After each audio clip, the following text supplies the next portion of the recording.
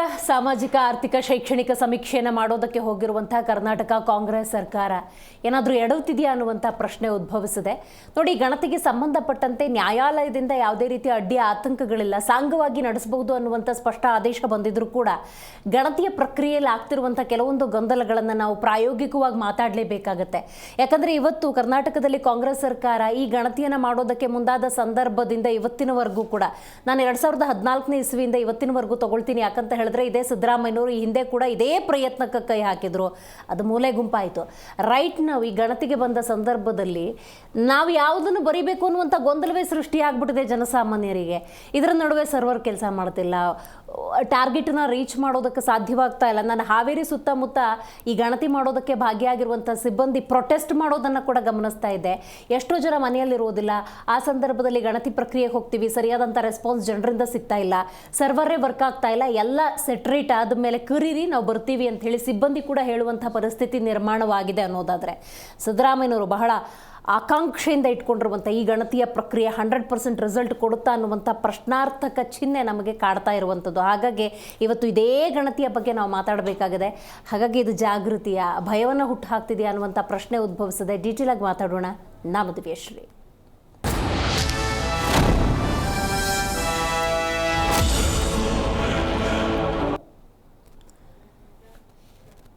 ಗಣತಿಯ ಪ್ರಕ್ರಿಯೆ ಆರಂಭ ಆಗಿದೆ.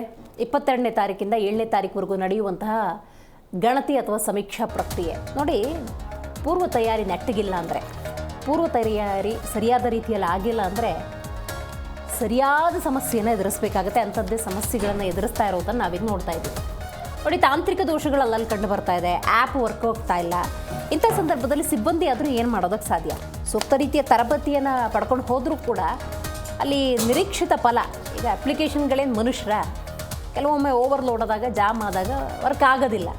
ಬಟ್ ನೀವು ಅಂದ್ಕೊಂಡಿರುವಂಥ ಟಾರ್ಗೆಟನ್ನು ರೀಚ್ ಮಾಡಬೇಕು ಅಂದರೆ 7ನೇ ತಾರೀಕು ಮುಗಿಸ್ಲೇಬೇಕು.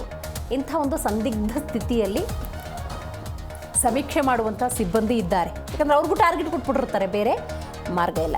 ನೋಡಿ, ರಾಜ್ಯದಾದ್ಯಂತ ನಡೀತಾ ಇರುವಂಥ ಸಾಮಾಜಿಕ ಆರ್ಥಿಕ ಶೈಕ್ಷಣಿಕ ಸಮೀಕ್ಷೆ ಇದು ಆಡು ಭಾಷೆಯಲ್ಲಿ ನಾವು ಜಾತಿ ಗಣತಿ ಅಂತ ಕರೆದು ಬೇಡ. ಯಾಕಂದರೆ ಕಾಲಮ್ ಇದೆಯಲ್ಲ, ನೀವೇನೇ ಸಾಮಾಜಿಕ ಆರ್ಥಿಕ ಶೈಕ್ಷಣಿಕ ಸಮೀಕ್ಷೆ ಅಂದಾಗ ನೀವು ಜಾತಿ ಕಾಲಮನ್ನು ಬಿಟ್ಟುಬಿಟ್ಟಿದ್ರೆ ನಾವು ಸಾಮಾಜಿಕ ಆರ್ಥಿಕ ಶೈಕ್ಷಣಿಕ ಸಮೀಕ್ಷೆ ಅಂತಲೇ ಕರೀಬಹುದಾಗಿತ್ತು.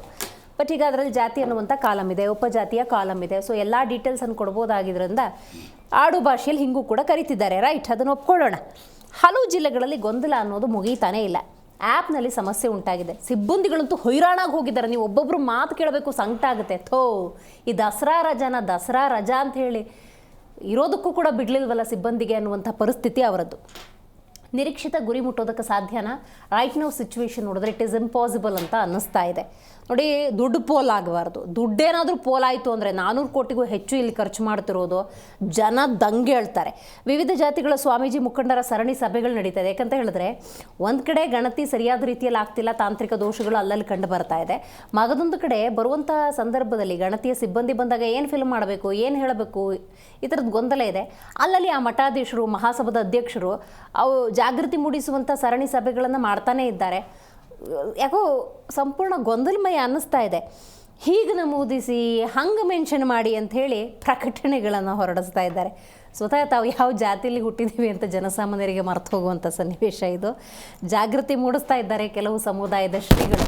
ಪಾಪ ಅವರವ್ರ ಧರ್ಮ ಕರ್ಮ ಮಾಡ್ತಾ ಇದ್ದಾರೆ. ಹಿಂದುಳಿದ ಆಯೋಗದ ಜಾತಿ ಗಣತಿಗೆ ಹಾಗಾದರೆ ಭಯಾನ ಆತಂಕನ? ಈ ಪ್ರಶ್ನೆ ಅಂತೂ ಡೆಫಿನೆಟ್ಲಿ ಉದ್ಭವಿಸಿದೆ. ನೋಡಿ, ಹಲವು ಜಿಲ್ಲೆಗಳಲ್ಲಿ ಶಿಕ್ಷಕರು ಪ್ರತಿಭಟಿಸ್ತಾ ಇದ್ದಾರೆ. ನೋಡಿ, ಸಿಬ್ಬಂದಿ ನೀವು ಯಾವುದೇ ಚುನಾವಣೆ ತಗೊಳ್ಳಿ ಅಥವಾ ಇಂಥ ಗಣತಿ ಪ್ರಕ್ರಿಯೆ ತಗೊಳ್ಳಿ, 100% ಎಫರ್ಟ್ ಹಾಕೋರು ಆ ಶಿಕ್ಷಕರು, ಅವ್ರನ್ನ ಹೈರಾಣ ಮಾಡಬೇಡಿ. ನೀವು ಸೂಕ್ತ ತರಬೇತಿ ಕೊಟ್ಟಿದ್ದೀರಿ, ಐ ಕಂಪ್ಲೀಟ್ಲಿ ಅಗ್ರಿ.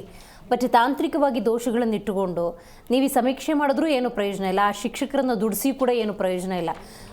ಹಲವಾರು ಕಡೆ ಮಳೆ ಪ್ರದೇಶ ಇದೆ, ಹಲವಾರು ಕಡೆ ಚಳಿ, ಹಲವಾರು ಕಡೆ ಬಿಸಿಲಿನ ವಾತಾವರಣ, ಹೊತ್ತು ಗೊತ್ತು ಇಲ್ಲದೆ ಮಹಿಳಾ ಸಿಬ್ಬಂದಿ, ಪುರುಷರು ಈ ಸಮೀಕ್ಷೆಯಲ್ಲಿ ಭಾಗಿಯಾಗಿದ್ದಾರೆ. ಕಡೆ ಪಕ್ಷ ಒಂದು ಟೆಕ್ನಿಕಲ್ ಸಪೋರ್ಟ್ ಡೆಫಿನೆಟ್ ಆಗಿ ಸಿಕ್ತು ಅಂತ ಹೇಳಿದ್ರೆ ನೀವು ಅಂದ್ಕೊಂಡಿದ್ದು ಕೂಡ 100% ರೀಚ್ ಆಗುವಂಥದ್ದು. ಬಟ್ ಅದು ಸಾಧ್ಯವಾಗ್ತಾ ಇಲ್ಲ. ಹಲವು ಕಡೆ ಸಿಬ್ಬಂದಿ, ಶಿಕ್ಷಕರು ಪ್ರತಿಭಟಿಸ್ತಾ ಇದ್ದಾರೆ. ಸೊ ಹಾಗಾಗಿ ಯಾವ ರೀತಿಯ ಕ್ರಮವನ್ನು ತೆಗೆದುಕೊಳ್ತಾರೆ ಮತ್ತು ಅತಿ ಶೀಘ್ರದಲ್ಲಿ ಹೆಂಗೆ ತಗೊಳ್ತಾರೆ ಅನ್ನೋದೇ ಸದ್ಯದ ಪ್ರಶ್ನೆ.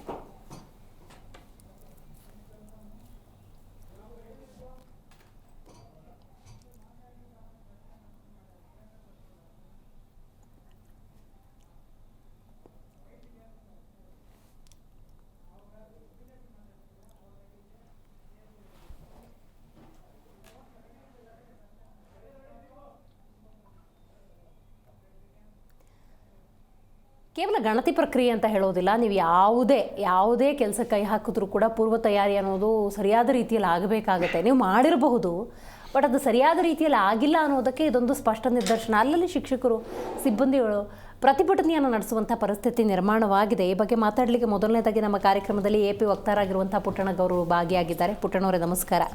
ಕಾಂಗ್ರೆಸ್ ವಕ್ತಾರರು ದರ್ಶನ್ ಅವರಿದ್ದಾರೆ. ನಮಸ್ಕಾರ ದರ್ಶನ್ ಅವರೇ. ನಮಸ್ಕಾರ. ಇರೋ BJP ವಕ್ತಾರಾಗಿರುವಂಥ ದಿಲೀಪ್ ಅವರು ಭಾಗಿಯಾಗಿದ್ದಾರೆ. ನಮಸ್ಕಾರ ದಿಲೀಪ್ ಅವರೇ. ದಿಲೀಪ್ ಅವರು, ನೀವು ಹೇಳಬೇಕು, ಗಣತಿ ಅಂತ ಹೋರಾಟವನ್ನು ನಡೆಸಿದ್ದಾರೆ ಕರ್ನಾಟಕ ಕಾಂಗ್ರೆಸ್ನಲ್ಲಿ. ಬಟ್ ಅಂದುಕೊಂಡ ಫಲಶ್ರುತಿ ಅನ್ನೋದು ಸಿಗಬೇಕು ಅನ್ನೋದಾದರೆ ಪೂರ್ವ ಸಿದ್ಧತೆ ಅನ್ನೋದು ಹಾಗೆ ಇರಬೇಕು.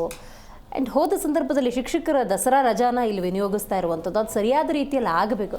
ಬಟ್ ಬಹುತೇಕ ಎಲ್ಲ ಕಡೆ ಪ್ರತಿಭಟನೆಗಳಾಗ್ತಾ ಇದೆ, ಅಂತ ಒಂದು ಸರಿಯಾದ ರೆಸ್ಪಾನ್ಸ್ ಸಿಗ್ತಿಲ್ಲ. ಜನರಲ್ಲೂ ಕೂಡ ಗೊಂದಲ ಇದೆ, ಯಾವ ಕಾಲಮಲ್ಲಿ ಯಾವುದನ್ನು ತುಂಬೋದು ಅಂಥೇಳಿ. ಈ ಗೊಂದಲದಲ್ಲಿ ಸಮೀಕ್ಷೆ ಬೇಕಾ ಅನ್ನುವಂಥ ಪ್ರಶ್ನೆ ಕೂಡ ಬರ್ತಾ ಇದೆಯಲ್ಲ. ಎಸ್, ನೋಡಿ, ಯಾವುದೇ ಒಂದು ಸಣ್ಣ ಕಾರ್ಯ ಮಾಡಬೇಕು ಅಂತಂದ್ರೂ ಒಂದು ಮನೆಯಲ್ಲೂ ಸಹ ಪೂರ್ವ ತಯಾರಿ ಅಂತ ಇರುತ್ತೆ. ಆದ್ರೆ ಇವತ್ತು ಆಗ್ತಾ ಇರ್ತಕ್ಕಂಥದ್ದು ಪೂರ್ವ ತಯಾರಿ ಇಲ್ದಂಗೆ ಸರ್ಕಾರ ಮುಂದೆ ಹೋಗ್ಬಿಡ್ತಾ. ಒಂದ್ ಕಡೆ ನೋಡಿ OTP ಬರ್ತಾ ಇಲ್ಲ, ಒಂದ್ ಕಡೆ ಅಪ್ಲಿಕೇಶನ್ ಸಬ್ಮಿಟ್ ಆಗ್ತಾ ಇಲ್ಲ, ಮತ್ತೊಂದು ಕಡೆ ಸರ್ವರ್ ಸಿಗ್ತಾ ಇಲ್ಲ, ನೆಟ್ವರ್ಕ್ ಸಿಗ್ತಾ ಇಲ್ಲ, ಟ್ರೈನಿಂಗ್ ಆಗಿಲ್ಲ. ಈ ರೀತಿ ಸಾವಿರ ಸಮಸ್ಯೆಗಳು. ಮತ್ತೆ ಇನ್ನೊಂದೇನು ಅಂತಂದ್ರೆ ಇವತ್ತು ನೀವು ಕ್ಲಿಯರ್ ಆಗಿ ತಿಳ್ಕೊಬೇಕು, ಒಂದು ದಿವಸಕ್ಕೆ ಟಾರ್ಗೆಟ್ ಇರ್ತಕ್ಕಂಥದ್ದು ಸುಮಾರು 14 ಲಕ್ಷ ಜನಗಳನ್ನ ಇವರು ಹೋಗಿ ಸಮೀಕ್ಷೆ ಮಾಡಬೇಕು ಅಂತ. 10,000 ಚಿಲ್ಡ್ರೆ. ಆದ್ರೆ ಮೊದಲನೇ ದಿವಸ ಸೋಮವಾರ ಬರೀ 10,000 ಜನ ಇವ್ರು ಮಾಡಿದ್ದಾರೆ. ಎರಡನೇ ದಿವಸ ಬರೀ 80,000 ಜನ, ಮೂರನೇ ದಿವಸ 89,000 ಜನ. ಅಂದ್ರೆ ಇಷ್ಟು ಸಣ್ಣ ಮಟ್ಟದಲ್ಲಿ ಇವ್ರು ಮಾಡ್ತಾ ಇದಾರಲ್ಲ, ಇಷ್ಟು ಈ ರೀತಿ ಸಮೀಕ್ಷೆನೆ ಮಾಡಕ್ಕಾಗ್ತಾ ಇಲ್ವಲ್ಲ, ಇಷ್ಟೊಂದು ಸಮಸ್ಯೆ ಎದುರಿಸ್ತಾ ಇದಾರಲ್ಲ ಸರ್ಕಾರ. ಪೂರ್ವ ತಯಾರಿ ಮಾಡ್ಲಿಲ್ವಾ? ಅಪ್ಲಿಕೇಶನ್ ಅಂತಕ್ಕಂಥದ್ದು ಮುಗಿಸ್ಬೇಕಲ್ವಾ? ಅಪ್ಲಿಕೇಶನ್ ಅಂತಕ್ಕಂಥದ್ದು ಯಾವತ್ತು ಟೆಸ್ಟಿಂಗ್ ಆಗ್ಬೇಕಾಗತ್ತೆ. ಒಂದು ಅಪ್ಲಿಕೇಶನ್ ಡೆವಲಪ್ಮೆಂಟ್ ಮಾಡ್ತಾರೆ ಅಂತಂದ್ರೆ ಅದನ್ನ ಟೆಸ್ಟಿಂಗ್ ಮಾಡಿ ಯಾವ ರೀತಿ ಕೆಲಸ ಮಾಡ್ತಾ ಇದೆ ಅಂತ ಹೇಳಿ ಅದನ್ನ ಕ್ಲಿಯರ್ ಆಗಿ ಹೇಳ್ಬೇಕಾಗತ್ತೆ. ಅದ್ರೊಳಗಡೆ ಎಲ್ಲರೂ ಸರ್ಕಾರ ಫೇಲ್ಯೂರ್ ಆಯ್ತಾ? ಮತ್ತೆ ಇನ್ನೊಂದು ಮೇಡಮ್, ಈ ಧರ್ಮವನ್ನ ಯಾವ್ದು ಹಾಕ್ಬೇಕು ಅಂತಕ್ಕಂಥದ್ದು ಜನ ಬಹಳ ಕನ್ಫ್ಯೂಸ್ ಆಗಿದ್ದಾರೆ. ಸರ್ಕಾರ ಕ್ಲಿಯರ್ ಆಗಿ ಹೇಳ್ಬೇಕಾಗಿತ್ತು. ಸರ್ಕಾರ ಇದ್ರೊಳಗಡೆ ಫೇಲ್ಯೂರ್. ನೋಡಿ, ಈ ಲಿಂಗಾಯತರನ್ನ ಯಾವ ರೀತಿ ಕನ್ಫ್ಯೂಸ್ ಮಾಡಾಕಿದ್ದಾರೆ ಅಂತಂದ್ರೆ, ಸ್ವತಃ ಕಾಶಪ್ಪನವ್ರು ಬಂದು ನೀವು ಹಿಂದೂ ಅಂತ ಹಾಕ್ಬೇಡಿ ಅಂತ ಹೇಳ್ತಾರೆ. ಸಂವಿಧಾನಾತ್ಮಕವಾಗಿ ಲಿಂಗಾಯತ ಧರ್ಮ ಅಂತಕ್ಕಂಥದ್ದು ಇಲ್ಲ, ಇನ್ನು ಅಪ್ರೂವಲ್ ಆಗಿಲ್ಲ. ಅದು ಲಾಸ್ಟ್ ಟೈಮ್ ಕಳಿಸಿದ್ರು ಕೇಂದ್ರಕ್ಕೆ, ಅದು ರಿಜೆಕ್ಟ್ ಆಯ್ತು. ಆದ್ರೆ ಇವತ್ತು ಅದನ್ನ ಹಾಕಿ ಅಂತ ಹೇಳ್ತಾ ಇದ್ದಾರೆ, ಲಿಂಗಾಯತ ಧರ್ಮ ಹಾಕಿ ಅಂತ ಹೇಳ್ತಾ ಇದ್ದಾರೆ. ಏನ್ ಮಾಹಿತಿ, ಏನ್ ಮೆಸೇಜ್ ಕೊಡ್ತಾ ಇದ್ದಾರೆ ಅಂತ ಒಂದು ಅರ್ಥ ಆಗ್ತಾ ಇಲ್ಲ. ಮತ್ತೆ ಅದ್ರ ಜೊತೆಗೆ ಇವರು ಬ್ರಾಹ್ಮಣ Christian, Vokkaliga Christian, Lingayat Christian, ಈ ರೀತಿ ವಿಶ್ವಕರ್ಮ ಕ್ರಿಶ್ಚಿಯನ್, ಈ ರೀತಿ ಕ್ರಿಶ್ಚಿಯನ್ ಸೃಷ್ಟಿ ಮಾಡಿದಾರಲ್ವಾ. ಆಯ್ತು ಸ್ವಾಮಿ, ನಿಮ್ಗೇನೋ ಇಲ್ಲಿ ಅಸ್ಪೃಶ್ಯತೆಯಿಂದ ಹಿಂದೂ ಧರ್ಮದಿಂದ ಹೋಗ್ಬಿಟ್ರು. ಹಾಗಾದ್ರೆ ಬೇರೆ ಧರ್ಮದಿಂದ ಬಂದಿಲ್ವಾ? ಕ್ರಿಶ್ಚಿಯಾನಿಟಿ ಕನ್ವರ್ಟ್ ಆಗಿಲ್ವಾ? ಸುನ್ನಿ ಕ್ರಿಶ್ಚಿಯನ್ ಅಂತ ಯಾರು ಇಲ್ವಾ? ಅಹಮದಿಯ ಕ್ರಿಶ್ಚಿಯನ್ ಅಂತ ಯಾರು ಇಲ್ವಾ? ಅಥವಾ ಶಿಯಾ ಕ್ರಿಶ್ಚಿಯನ್ ಅಂತ ಯಾರು ಇಲ್ವಾ? ಅಂದ್ರೆ ಈ ಬೌದ್ಧ ಕ್ರಿಶ್ಚಿಯನ್ ಅಂತ ಯಾರು ಇಲ್ವಾ? ಬೇರೆ ಬೇರೆ ಜಾತಿಯಿಂದ ಯಾರು ಕ್ರಿಶ್ಚಿಯನ್ ಕನ್ವರ್ಟ್ ಆಗಿಲ್ವಾ? ಬರೀ ಹಿಂದೂಗಳೇ ಕನ್ವರ್ಟ್ ಆಗಿರ್ತಕ್ಕಂಥದ್ದ. ಇದನ್ನ ಯಾಕೆ ಹೇಳ್ತಾ ಇಲ್ಲ ಇವರು? ಅಂದ್ರೆ ಯಾಕೆ ಹಿಂದೂಗಳನ್ನ ಹೊಡಿತಕ್ಕಂತ ಕೆಲಸವನ್ನ ಮಾಡ್ತಾ ಇದ್ದಾರೆ? ಹಿಂದೂಗಳೇ ಯಾಕೆ ಆಚೆ ಹೋಗ್ತಾ ಇದಾರೆ ಅಂತಕ್ಕಂಥ ಕೆಲಸವನ್ನ ಮಾಡ್ತಿದ್ದಾರೆ. ಮತ್ತೆ ಹಿಂದೂಗಳನ್ನ ಸಂಖ್ಯೆಯನ್ನ ಕಡಿಮೆ ಮಾಡೋದು ತೋರಿಸ್ತಾ ಇರ್ತಕ್ಕಂಥ ಒಂದು ಸರ್ವೆ ಅಂತ ನಮ್ ಕಣ್ಣಿಗೆ ಕಾಣಿಸ್ತಾ ಇದೆ. ಹಿಂದೂಗಳಲ್ಲೇ ಒಡಕು ಸ್ಟಾರ್ಟ್ ಆಗಿದೆ. ಒಂದು ಕಡೆ ಲಿಂಗಾಯತಗಳಂತ ಹೊಡೆದು ಚಿತ್ರಾನ್ನ ಹಾಕ್ಬಿಟ್ಟಿದ್ದಾರೆ. ಅವ್ರು ಯಾರೋ ಅವ್ರ ಜಾತಿಗಳನ್ನ ಹೆಸರು ಹೇಳೋ ಪರಿಸ್ಥಿತಿನೇ ಇಲ್ಲ. ಒಬ್ಬ ಲಿಂಗಾಯತ ಅಂತಾರೆ, ಒಬ್ರು ವೀರಶೈವ ಅಂತಾರೆ, ಒಬ್ಬ ಪಂಚಮಸಾಲಿ ಅಂತಾರೆ. ಅವ್ರ ಹೆಸರುಗಳನ್ನ ಹೇಳಿ ಶಟ್ ಮಾಡ್ಬಿಟ್ಟಿದ್ದಾರೆ. ನೀವು ನೋಡಿ, 10 ವರ್ಷದ ಹಿಂದೆ ನೋಡಿ, ಲಿಂಗಾಯತರೆಲ್ಲ ಒಗ್ಗಟ್ಟಾಗಿದ್ರು. ಇವತ್ತು ಲಿಂಗಾಯತರು ನಾನು ಲಿಂಗಾಯತರನ್ನೇ ಅಲ್ಲ ಅಂತ ಹೇಳ್ತಾರೆ. ಆ ಪರಿಸ್ಥಿತಿಗೆ ಬಂದ್ಬಿಟ್ಟಿದೆ. ಮತ್ತೆ ಇವತ್ತು ನೀವು ನೋಡ್ಬೇಕು, ಸಮೀಕ್ಷೆ ಮಾಡ್ತಕ್ಕಂಥ ಶಿಕ್ಷಕರು ಪ್ರತಿಭಟನೆ ಮಾಡ್ತಾ ಇದ್ದಾರೆ. ಮರ ಏರ್ ಕೂತ್ಕೊಂಡ್ಬಿಟ್ಟಿದ್ದಾರೆ, ನಮ್ಗೆ ನೆಟ್ವರ್ಕ್ ಸಿಗ್ತಾ ಇಲ್ಲ ಅಂತ ಹೇಳಿ. ಆ ಪರಿಸ್ಥಿತಿಗೆ ಬಂದ್ಬಿಟ್ಟಿದೆ. ಮತ್ತೆ ಕೆಲವು ಕಡೆ ಇನ್ನೂ ಪ್ರಾರಂಭನೇ ಆಗಿಲ್ಲ. ಮತ್ತೆ ಇವತ್ತು ಹೈಕೋರ್ಟ್ ಹೇಳ್ತು ಮೇಡಮ್, ಯಾವ ಆಧಾರದ ಮೇಲೆ 1561 ಜಾತಿಯನ್ನ ನೀವು ಹಿಂಗಿಡಿಸಿದ್ರಿ? ಕುಲಶಾಸ್ತ್ರ ಅಧ್ಯಯನ ಮಾಡಿದೀರಾ ನೀವು ಅಂತೇಳಿ. ಯಾವುದೇ ಜಾತಿಯನ್ನು ಹೆಂಗಡಿಸ್ಬೇಕಂದ್ರೆ ಕುಲಶಾಸ್ತ್ರ ಅಧ್ಯಯನ ಮಾಡ್ಬೇಕಿಲ್ಲ. ಯಾರೋ ನಾನು ಹೇಳ್ದೆ ದಿಲೀಪ್ ಯಾದವ್ ಒಂದು ಜಾತಿ ಅಂತ ಸೇರ್ಸಿದ್ರು, ಇನ್ನೊಬ್ರು ಹೇಳಿದ್ರು ಸೇರ್ಸಿದ್ರು. ಆ ರೀತಿ ಸೇರ್ಸಂಗಿಲ್ಲ, ಕುಲಶಾಸ್ತ್ರ ಅಧ್ಯಯನ ಆಗ್ಬೇಕು. ಮತ್ತೆ ಇನ್ನೊಂದು UHD ಸ್ಟಿಕ್ಕರ್ ಅಂತ ಅಂಟಿಸಿದ್ರು ಗೋಡೆಗಳ ಮೇಲೆ. ಇವತ್ತು ಹೋದ್ರೆ ಗೋಡೆಗಳ ಸ್ಟಿಕ್ಕರ್ ಎಲ್ಲ ಕಿತ್ತಾಕಿದ್ರು ಜನಗಳು.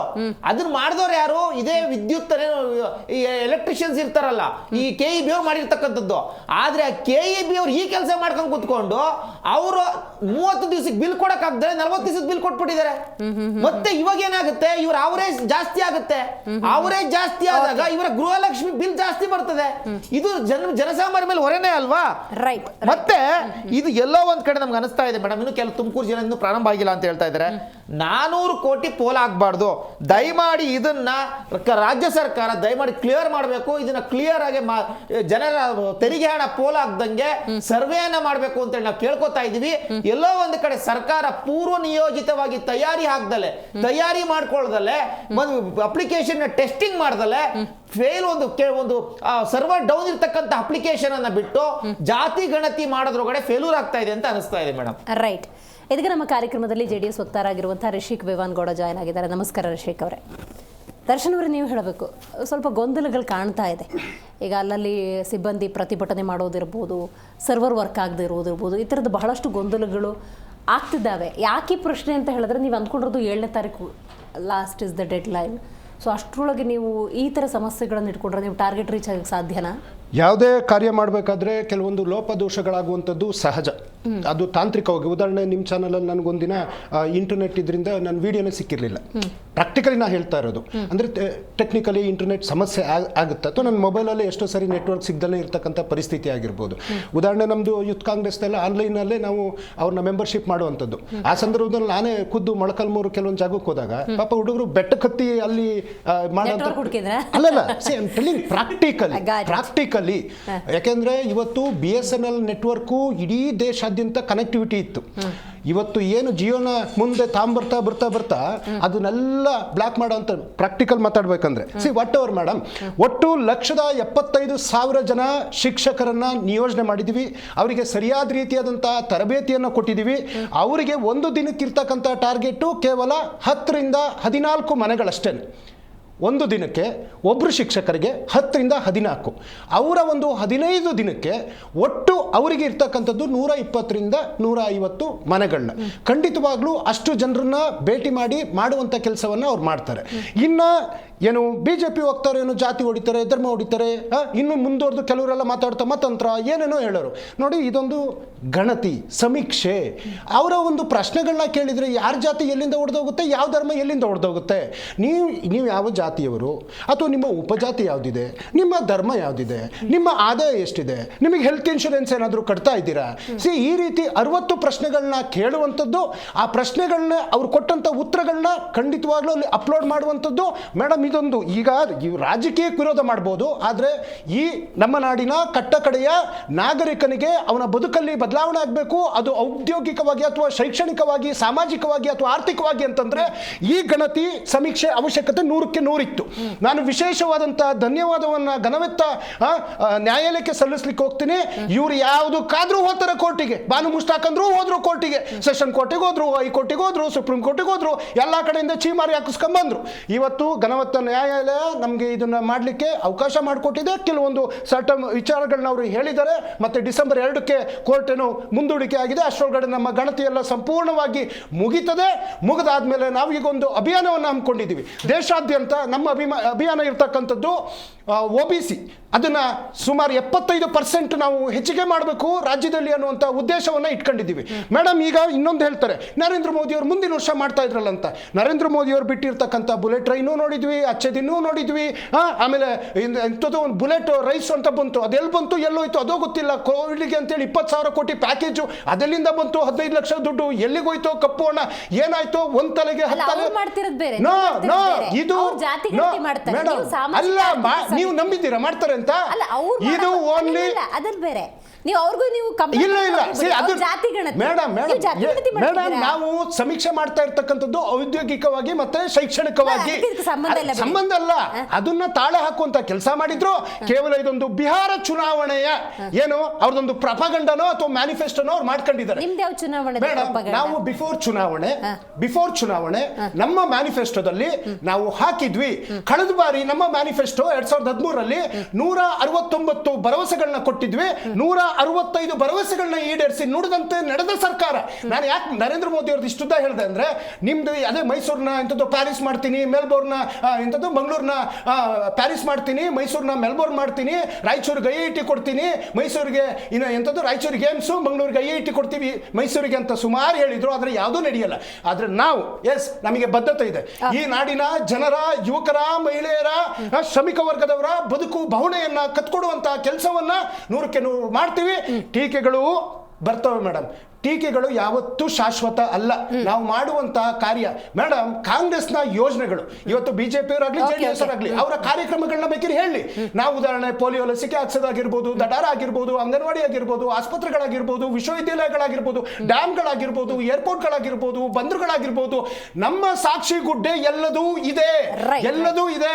ಆದ್ರೆ ಇದು ಒಂದು ಬದುಕನ್ನ ಕಟ್ಕೊಡುವಂತಹ ಈಗ ಏನು 5 ಗ್ಯಾರಂಟಿ ಕೊಟ್ಟಿದೀವಿ, ಅದು ಯಾವ ರೀತಿ ಒಂದು ಬದುಕು, ಅದನ್ನು ಎಷ್ಟೆಲ್ಲ ವಿರೋಧ ಮಾಡ್ತಾ ಇದ್ರು, ಬರ್ತಾ ಇಲ್ಲ, ಹಂಗಾಗುತ್ತೆ ಹಿಂಗಾಗುತ್ತೆ ಅಂತ. ಅದೇ ಗ್ಯಾರಂಟಿಗಳು ಇವತ್ತು ಮಹಾರಾಷ್ಟ್ರ ಚುನಾವಣೆಗೆ ಹೋಗ್ತವೆ, ಬಿಹಾರ ಚುನಾವಣೆಗೆ ಹೋಗ್ತವೆ, ಹರಿಯಾಣ ಚುನಾವಣೆಗೆ ಹೋಗ್ತವೆ. ಈ ಮೋದಿಕಾ ಗ್ಯಾರಂಟಿನೇ ಆಗ್ತದೆ. ಹಾಗೆ ಒಟ್ಟಾರೆ ನಮ್ಮ ಮಾಡೆಲ್ ಇದೆಯಲ್ಲ ಮೇಡಮ್, ಇಡೀ ಇವತ್ತು ವಿಶ್ವಸಂಸ್ಥೆ ಮೆಚ್ಚಿರ್ತಕ್ಕಂಥ ಮಾಡೆಲ್. ಹಾಗೇನೆ ಇದು ಏನು ಸಮೀಕ್ಷೆಯನ್ನು ನಾವು ಮಾಡ್ತಾ ಇದೀವಿ, ಖಂಡಿತವಾಗ್ಲೂ ಯಶಸ್ಸನ್ನ ಪಡಿತೀವಿ. ಅಲ್ಲಿ ಇಲ್ಲಿ ಚಿಕ್ಕ ಪುಟ್ಟ ಸಮಸ್ಯೆಗಳು, ಗೊಂದಲಗಳು ಖಂಡಿತವಾಗ್ಲೂ ಇದೆ, ಅದನ್ನು ನಿವಾರಣೆ ಮಾಡುವಂತ ಕೆಲಸವನ್ನ ನಾವು ಮಾಡ್ತೀವಿ ಮೇಡಮ್. ರೈಟ್. ಪುಟ್ಟನವ್ರು ನೀವು ಹೇಳಬೇಕು, ಟೆಕ್ನಿಕಲಿ ದರ್ಶನ್ ಅವ್ರು ಹೇಳಿದ್ದನ್ನು ಒಪ್ಕೊಳ್ಳೋಣ. ಆರಂಭದಲ್ಲಿ ಕೆಲವೊಂದು ಸಮಸ್ಯೆಗಳಾಗ್ತವೆ. ಈಗ ಗೃಹಲಕ್ಷ್ಮಿ, ಗೃಹ ಜ್ಯೋತಿಗೆಲ್ಲ ಎನ್ರೋಲ್ ಆಗಬೇಕಾದ್ರೂ ಕೂಡ 4 ದಿವಸ ಸಮಸ್ಯೆ ಆಯಿತು, ಆಮೇಲೆ ಅದು ಸಾಂಗವಾಗಿ ನಡೀತು. ಬಟ್ ಸಮಸ್ಯೆಗಳೇ ಜಾಸ್ತಿ ಆಗಬಾರ್ದು. ಹಳ್ಳಿಗಳಲ್ಲಿ BSNL, ಜಿಯೋನೋ ನೆಟ್ವರ್ಕ್ ಸಿಕ್ಕಲು ಐ ಕಂಪ್ಲೀಟ್ಲಿ ಅಗ್ರಿ. ಬೆಂಗಳೂರಲ್ಲಿ ನೆಟ್ವರ್ಕ್ ಸಿಗ್ತಿಲ್ಲ. ಬೆಂಗಳೂರಲ್ಲಿ ಒಂದ್ಸಲಿ ಕೆಲಸ ಮುಗಿಸಿದ್ರೆ ಸಾಕು ಅಂತಿದ್ದಾರೆ ಸಿಬ್ಬಂದಿ. ಖಂಡಿತ ಮೇಡಮ್, ನಮ್ಮ ಕಾಂಗ್ರೆಸ್ ವಕ್ತಾರರು ಹೇಳಿದಾಗೆ ಇವತ್ತಿನ ದಿನ ಪೂರ್ವ ತಯಾರಿ ಇಲ್ಲದೆ ಫೇಲ್ ಆಗಿದೆ ಅಂತ ನಮ್ಮ BJP ವಕ್ತಾರರು ಹೇಳ್ತಾ ಇರ್ಬೋದು, ಸತ್ಯ ಇರ್ಬೋದು, ಅದೇನು ಸುಳ್ಳು ಅಂತ ಹೇಳಲ್ಲ. ಬಟ್ ಆದರೆ BJPನಲ್ಲಿ ಇವತ್ತು ಏನಾಗಿದೆ ಅಂತಂದರೆ, ಕಾಂಗ್ರೆಸ್ನವರಾಗಲಿ ಏನೇ ಮಾಡಿದ್ರೂ ಅದಕ್ಕೆ ಕೊಂಕು ನುಡಿಗಳನ್ನ ಸುರಿಸ್ತಾನೆ ಇರ್ತಾರೆ. ಕಾಂಗ್ರೆಸ್ನವ್ರು ಏನು ಮಾಡ್ತಾರೆ, BJP ಅವರು ಏನು ಮಾಡ್ತಾಯಿದ್ರು ಅದು ಕೊಂಕು ನುಡಿಗಳನ್ನು ಸೂರಿಸ್ತಾನೆ ಇರ್ತಾರೆ. ಇದು ಟೋಟಲ್ಲಾಗಿ ಇವತ್ತಿನ ದಿನ ಜನಗಳಿಗೆ ಏನಾದರೂ ಒಂದು ಒಳ್ಳೆ ಉದ್ದೇಶ, ಒಂದು ಒಳ್ಳೆ ಸಂದೇಶ ಕೊಡಬೇಕು ಅನ್ನೋದನ್ನು ಇಬ್ಬರಲ್ಲೂ ಇಲ್ಲ ಮೇಡಮ್. ಇವತ್ತು ನೋಡಿ, ಕಾಂಗ್ರೆಸ್ಸಲ್ಲಿ BJP ಅವರು ಹೇಳಿದ್ರು ಗ್ಯಾರಂಟಿ ಕೊಡೋಕ್ಕಾಗಲ್ಲ, ನಿಲ್ಲಿಸ್ಬಿಡ್ತಾರೆ, ಅದು ಇದು ಗ್ಯಾರಂಟಿ ಕೊಡ್ತಾನೆ ಇದ್ದಾರೆ. ಆಮೇಲೆ ಕೊಡ್ತಾನೆ ಇದ್ದಾರೆ. ಕರೆಂಟ್ ಬಿಲ್ಲು ಇವತ್ತು ಮೇಡಮ್, ನಾನು ಕರೆಂಟ್ ಬಿಲ್ ಯೂಸ್ ಮಾಡ್ತಾ ಇದ್ದೀನಿ, ಫ್ರೀ ಇದೆ, ನನಗೆ ಸಿಕ್ಕಿದೆ, ನನಗೆ ಇಲ್ಲ ಅಂತ ಹೇಳ್ಬಾರ್ದು. ಕೊಡ್ತಾರೆ. ಗೃಹಲಕ್ಷ್ಮಿ ಇವತ್ತು ಕೊಟ್ಟಿಲ್ಲ ಅಂದರೆ ಅವ್ರು ನಾಳೆ ಕೊಡ್ತಾರೆ. ಆಮೇಲೆ ಮೂಢ ಹಗರಣ ತೊಗೊಂಬಂದರು. ಏನಾಯಿತು ಮೂಢ ಹಗರಣ? ಸಂಪೂರ್ಣವಾಗಿ ಅದಕ್ಕೆ ಒಂದು ಟೈಮಲ್ಲಿ ಅದನ್ನ ಎತ್ತಿ ಹಂಗೆ ತೆಗೆದು ಹಂಗೆ ಮುಗಿಸ್ಬಿಟ್ಟು. ಈಗೇನಂದರೆ ಇವ್ರಿಗೆ ನಾನು ಕಂಡಂಗೆ ನಮ್ಮ ದೇಶದಲ್ಲಿ ಅಟಲ್ ಬಿಹಾರಿ ವಾಜಪೇಯಿ ಅವರು ಒಬ್ಬರೇ ಏನಾದ್ರು ಒಳ್ಳೆ ಕೆಲಸ ಮಾಡಿದ್ರೆ ಸಭಾಷ್ ಅಂತ ಹೇಳ್ದಂಥ ವ್ಯಕ್ತಿ ಅಂತಂದರೆ ಅವರೊಬ್ಬರೇ. ಇವತ್ತಿನ ದಿನ ಏನಾಗಿದೆ ಅಂದರೆ BJPನಲ್ಲಿ ಸಂಪೂರ್ಣವಾಗಿ ಇವ್ರಿಗೆ ಅಧಿಕಾರ ಬೇಕು. ಇವತ್ತು ಅಧಿಕಾರ ಬೇಕಾಗಿರೋದ್ರಿಂದ ಕಾಂಗ್ರೆಸ್ ಏನೇ ಕೆಲಸ ಮಾಡಿದ್ರು ಕಾಂಗ್ರೆಸ್ ವಿರೋಧ ಪಕ್ಷದಲ್ಲಿ ಕೂತಿದ್ರು ದಂಡ ವೇಸ್ಟು. ನಿಮ್ಮ ಎಲ್ಲ ರಾಜ್ಯ ನಾಯಕರುಗಳು ಇವತ್ತು ನಿಷ್ಪ್ರಯೋಜಕರಾಗಿದ್ದಾರೆ. ಬೇಕಾಗಿತ್ತು ಒಂದು ಸಭಾಷ್ಗಿರಿ ಕೊಡ್ರಿ, ಏನೋ ಒಂದು ಕೆಲಸ ಮಾಡ್ತಾ ಇದ್ದಾರೆ, ಮೆಚ್ಚೋ ಅಂತ ಕೆಲಸ ಆಗಬೇಕು. ಏನೇ ಕೆಲಸ ತೊಗೊಂಡ್ರು ನೀವು ಮಾಡ್ತೀರಾ ಸರಿ ಇಲ್ಲ ಅಂತಂದರೆ ನೀವೇನು ಸರಿಗೆ ಮಾಡಿದ್ದೀರಾ? ಇಷ್ಟುವರೆಗೂ ನೀವು ನಮ್ಮ ರಾಜ್ಯನ ಆಳಿದ್ದೀರಾ, ಬೇರೆಯವ್ರನ್ನೆಲ್ಲ ಕಿಡ್ನಾಪ್ ಮಾಡ್ಕೊಂಡು ರಾಜ್ಯನ ಆಳಿದ್ದೀರಾ. ಏನು ಮಾಡಿದ್ದೀರಾ ನೀವು? ಏನು ಮಾಡಿಲ್ಲ, ಝೀರೋ. ಇವತ್ತು ಕಾಂಗ್ರೆಸ್ ಏನೇ ತಪ್ಪು ಮಾಡಿದ್ರು ಹೇಳಿ, ತಪ್ಪು ಮಾಡಿದ್ರೆ ಹೇಳ್ಬಾರ್ದು ಅಂತಲ್ಲ, ಜೊತೆಗೆ ಮಾಡೋ ಅಂಥ ಒಳ್ಳೊಳ್ಳೆ ಕೆಲಸಗಳನ್ನು ಮೆಚ್ಚಬೇಕು. ಕಾಂಗ್ರೆಸ್ ಅವರು ಇವತ್ತು ಏನೇ ಇದಾದರೂ ಸೆಂಟ್ರಲ್ಗೆ ದೂರ್ತಾರೆ. ಸೆಂಟ್ರಲ್ಗೆ ಯಾಕ್ರಿ? ಸೆಂಟ್ರಲ್ ಬಿಟ್ಬಿಡಿ. ನಿಮ್ಮ ರಾಜ್ಯದಲ್ಲಿ ನೀವೇನು ಮಾಡ್ತಿದ್ದೀರಾ ಅದನ್ನು ಹೇಳಿ ಜನಕ್ಕೆ ಒಳ್ಳೇದನ್ನು ಮಾಡುತ್ತೆ. ಇವತ್ತು ಟೀಚರ್ಸ್ಗಳನ್ನೆಲ್ಲ ನೀವು ಕೆಲಸಕ್ಕೆ ಎತ್ಕೊಂಡು ಹಾಕ್ತಿದ್ದೀರಾ. ಹಾಲಿಡೇಸಲ್ಲಿ ಟೀಚರ್ಸ್ಗಳು ಮುಂದೆ ಬರ್ತಕ್ಕಂಥ ಅಕಾಡೆಮಿಕ್ಗೆ ಏನು ಮಾಡಬೇಕು ಅನ್ನೋ ಮಕ್ಕಳಿಗೆ ಅದಕ್ಕೆ ಪ್ರಿಪೇರ್ ಆಗಬೇಕು. ಇವ್ರು ಬಂದು ಮನೆಗೆ ಸುತ್ತು ಅಂತ ಅಂದ್ಬಿಟ್ರೆ ಅವ್ರು ಏನು ಪ್ರಿಪೇರ್ ಆಗುತ್ತೆ? ಇವತ್ತು ಎಲ್ಲ ಗೌರ್ಮೆಂಟ್ ಶಾಲೆಗಳಲ್ಲಿ ಇವತ್ತು 40%, 30% ರಿಸಲ್ಟ್ ಬರ್ತಾ ಇದೆ. ಕಾರಣ ಇದಕ್ಕೆ ಮೇಡಮ್. ಅದಕ್ಕೆ ಅಂತಲೇ ಒಂದು ಸಪ್ರೇಟ್ ಆಗಿಬಿಡಿ, ಒಂದು ಸಪ್ರೇಟ್ ಜನ ನೀಡಿ. ಅದಕ್ಕೆ NGOಸ್ಗಳಿದೆ, ತುಂಬ ಜನ ಎಜುಕೇಟೆಡ್ ಇವತ್ತು ರಿಟೈರ್ಡ್ ಆದಂಥವ್ರು ಸುಮ್ಮನೆ ಕೂತಿದ್ದಾರೆ. ಅಂಥವ್ರು ಕೆಲಸ ಕೊಟ್ಟು ಕೆಲಸ ತೆಗೀರಿ. ಅದನ್ನು ಬಿಟ್ಬಿಟ್ಟು ಟೀಚರ್ಸ್ನ ಯಾಕೆ ಹಾಕ್ತೀರಾ? ರೈಟ್. ರಿಷಿಕ್ ಅವರೇ, ಗೊಂದಲದಲ್ಲಿ ಸಮೀಕ್ಷೆ ಆಗ್ತಾ ಇದೆಯಾ ಅಥವಾ ಎಲ್ಲ ಗೊಂದಲ ನಿವಾರಣೆ ಅಂತ ಅನ್ಸುತ್ತಾ ರೈಟ್ ನೋ ಸಿಚುವೇಶನ್ ನೋಡಿದ್ರೆ? ನಿಮಗೆ ಈ ಪೆನ್ಸಿಲ್ಲು ಎರೇಸರ್ ಕತೆ ಗೊತ್ತಾ ನಿಮಗೆ? ಪೆನ್ಸಿಲ್ ಚಿಕ್ಕ ಮಕ್ಕಳಿಗೆ, ಪಪ್ಪುಗಳಿಗೆ ಏನಕ್ಕೆ ಕೊಡ್ತೀವಿ ಹೇಳಿ? ಅವು ಮಿಸ್ಟೇಕ್ ಮಾಡ್ತವೆ, ಅವು ಇನ್ನೂ ಕಲ್ತ್ಕೊಂಡಿಲ್ಲ, ಎರೇಸ್ ಮಾಡ್ಬೋದು, ಬರಿಬೋದು ಅಂತ. ಯಾಕೆ ಉದಾಹರಣೆ ಕೊಟ್ಟೆ ಅಂತ ಹೇಳಿದ್ರೆ, ನಮ್ಮ ರಾಜ್ಯದಲ್ಲಿ ಕಾಂಗ್ರೆಸ್ ಸರ್ಕಾರ ಇದೆಯಲ್ಲ, ಅದಕ್ಕೂ ಒಂಥರ ಪೆನ್ಸಿಲು ಇರೇಸರ್ ಇದ್ದಂಗೆ. ಏನಾದರೂ ಬರೆಯೋದು ಅದನ್ನ ಮತ್ತೆ ಇರೇಸ್ ಮಾಡೋದು, ಏನಾದರೂ ಒಂದು ಹೇಳೋದು ಅದರ ಡಿಲೀಷನ್ನು, ಹೈಡಿಂಗು, ಈ ಥರ ಮಾಡ್ಕೊಂಡು ಕೂತ್ಕೊಳ್ಳೋಕೆ ಹೋಗ್ತಾರೆ. It shows lack of inexperience. ಅಂದರೆ ಅವ್ರಿಗೆ ಎಷ್ಟು ಎಕ್ಸ್ಪೀರಿಯನ್ಸ್ ಇದೆ ಗವರ್ನೆನ್ಸ್. ನೀವು ಯಾರ ಬಗ್ಗೆ ಮಾತಾಡ್ತಿದ್ದೀರಿ ಕಾಣಿಸ್ತಾ ಇದೆ. ಅದಕ್ಕೆ ನಾನು ಹೇಳಿದೆ, ಕಾನ್ಫಿಡೆನ್ಸ್ ಇದ್ರೆ ಪೆನ್ನಲ್ಲಿ ಬರೀತಾರೆ. ಯಾಕೆ ಹೇಳಿ? ನಾನು ಹಳಿಸಲ್ಲ ಅಂತ ಅಂದ್ಬಿಟ್ಟು.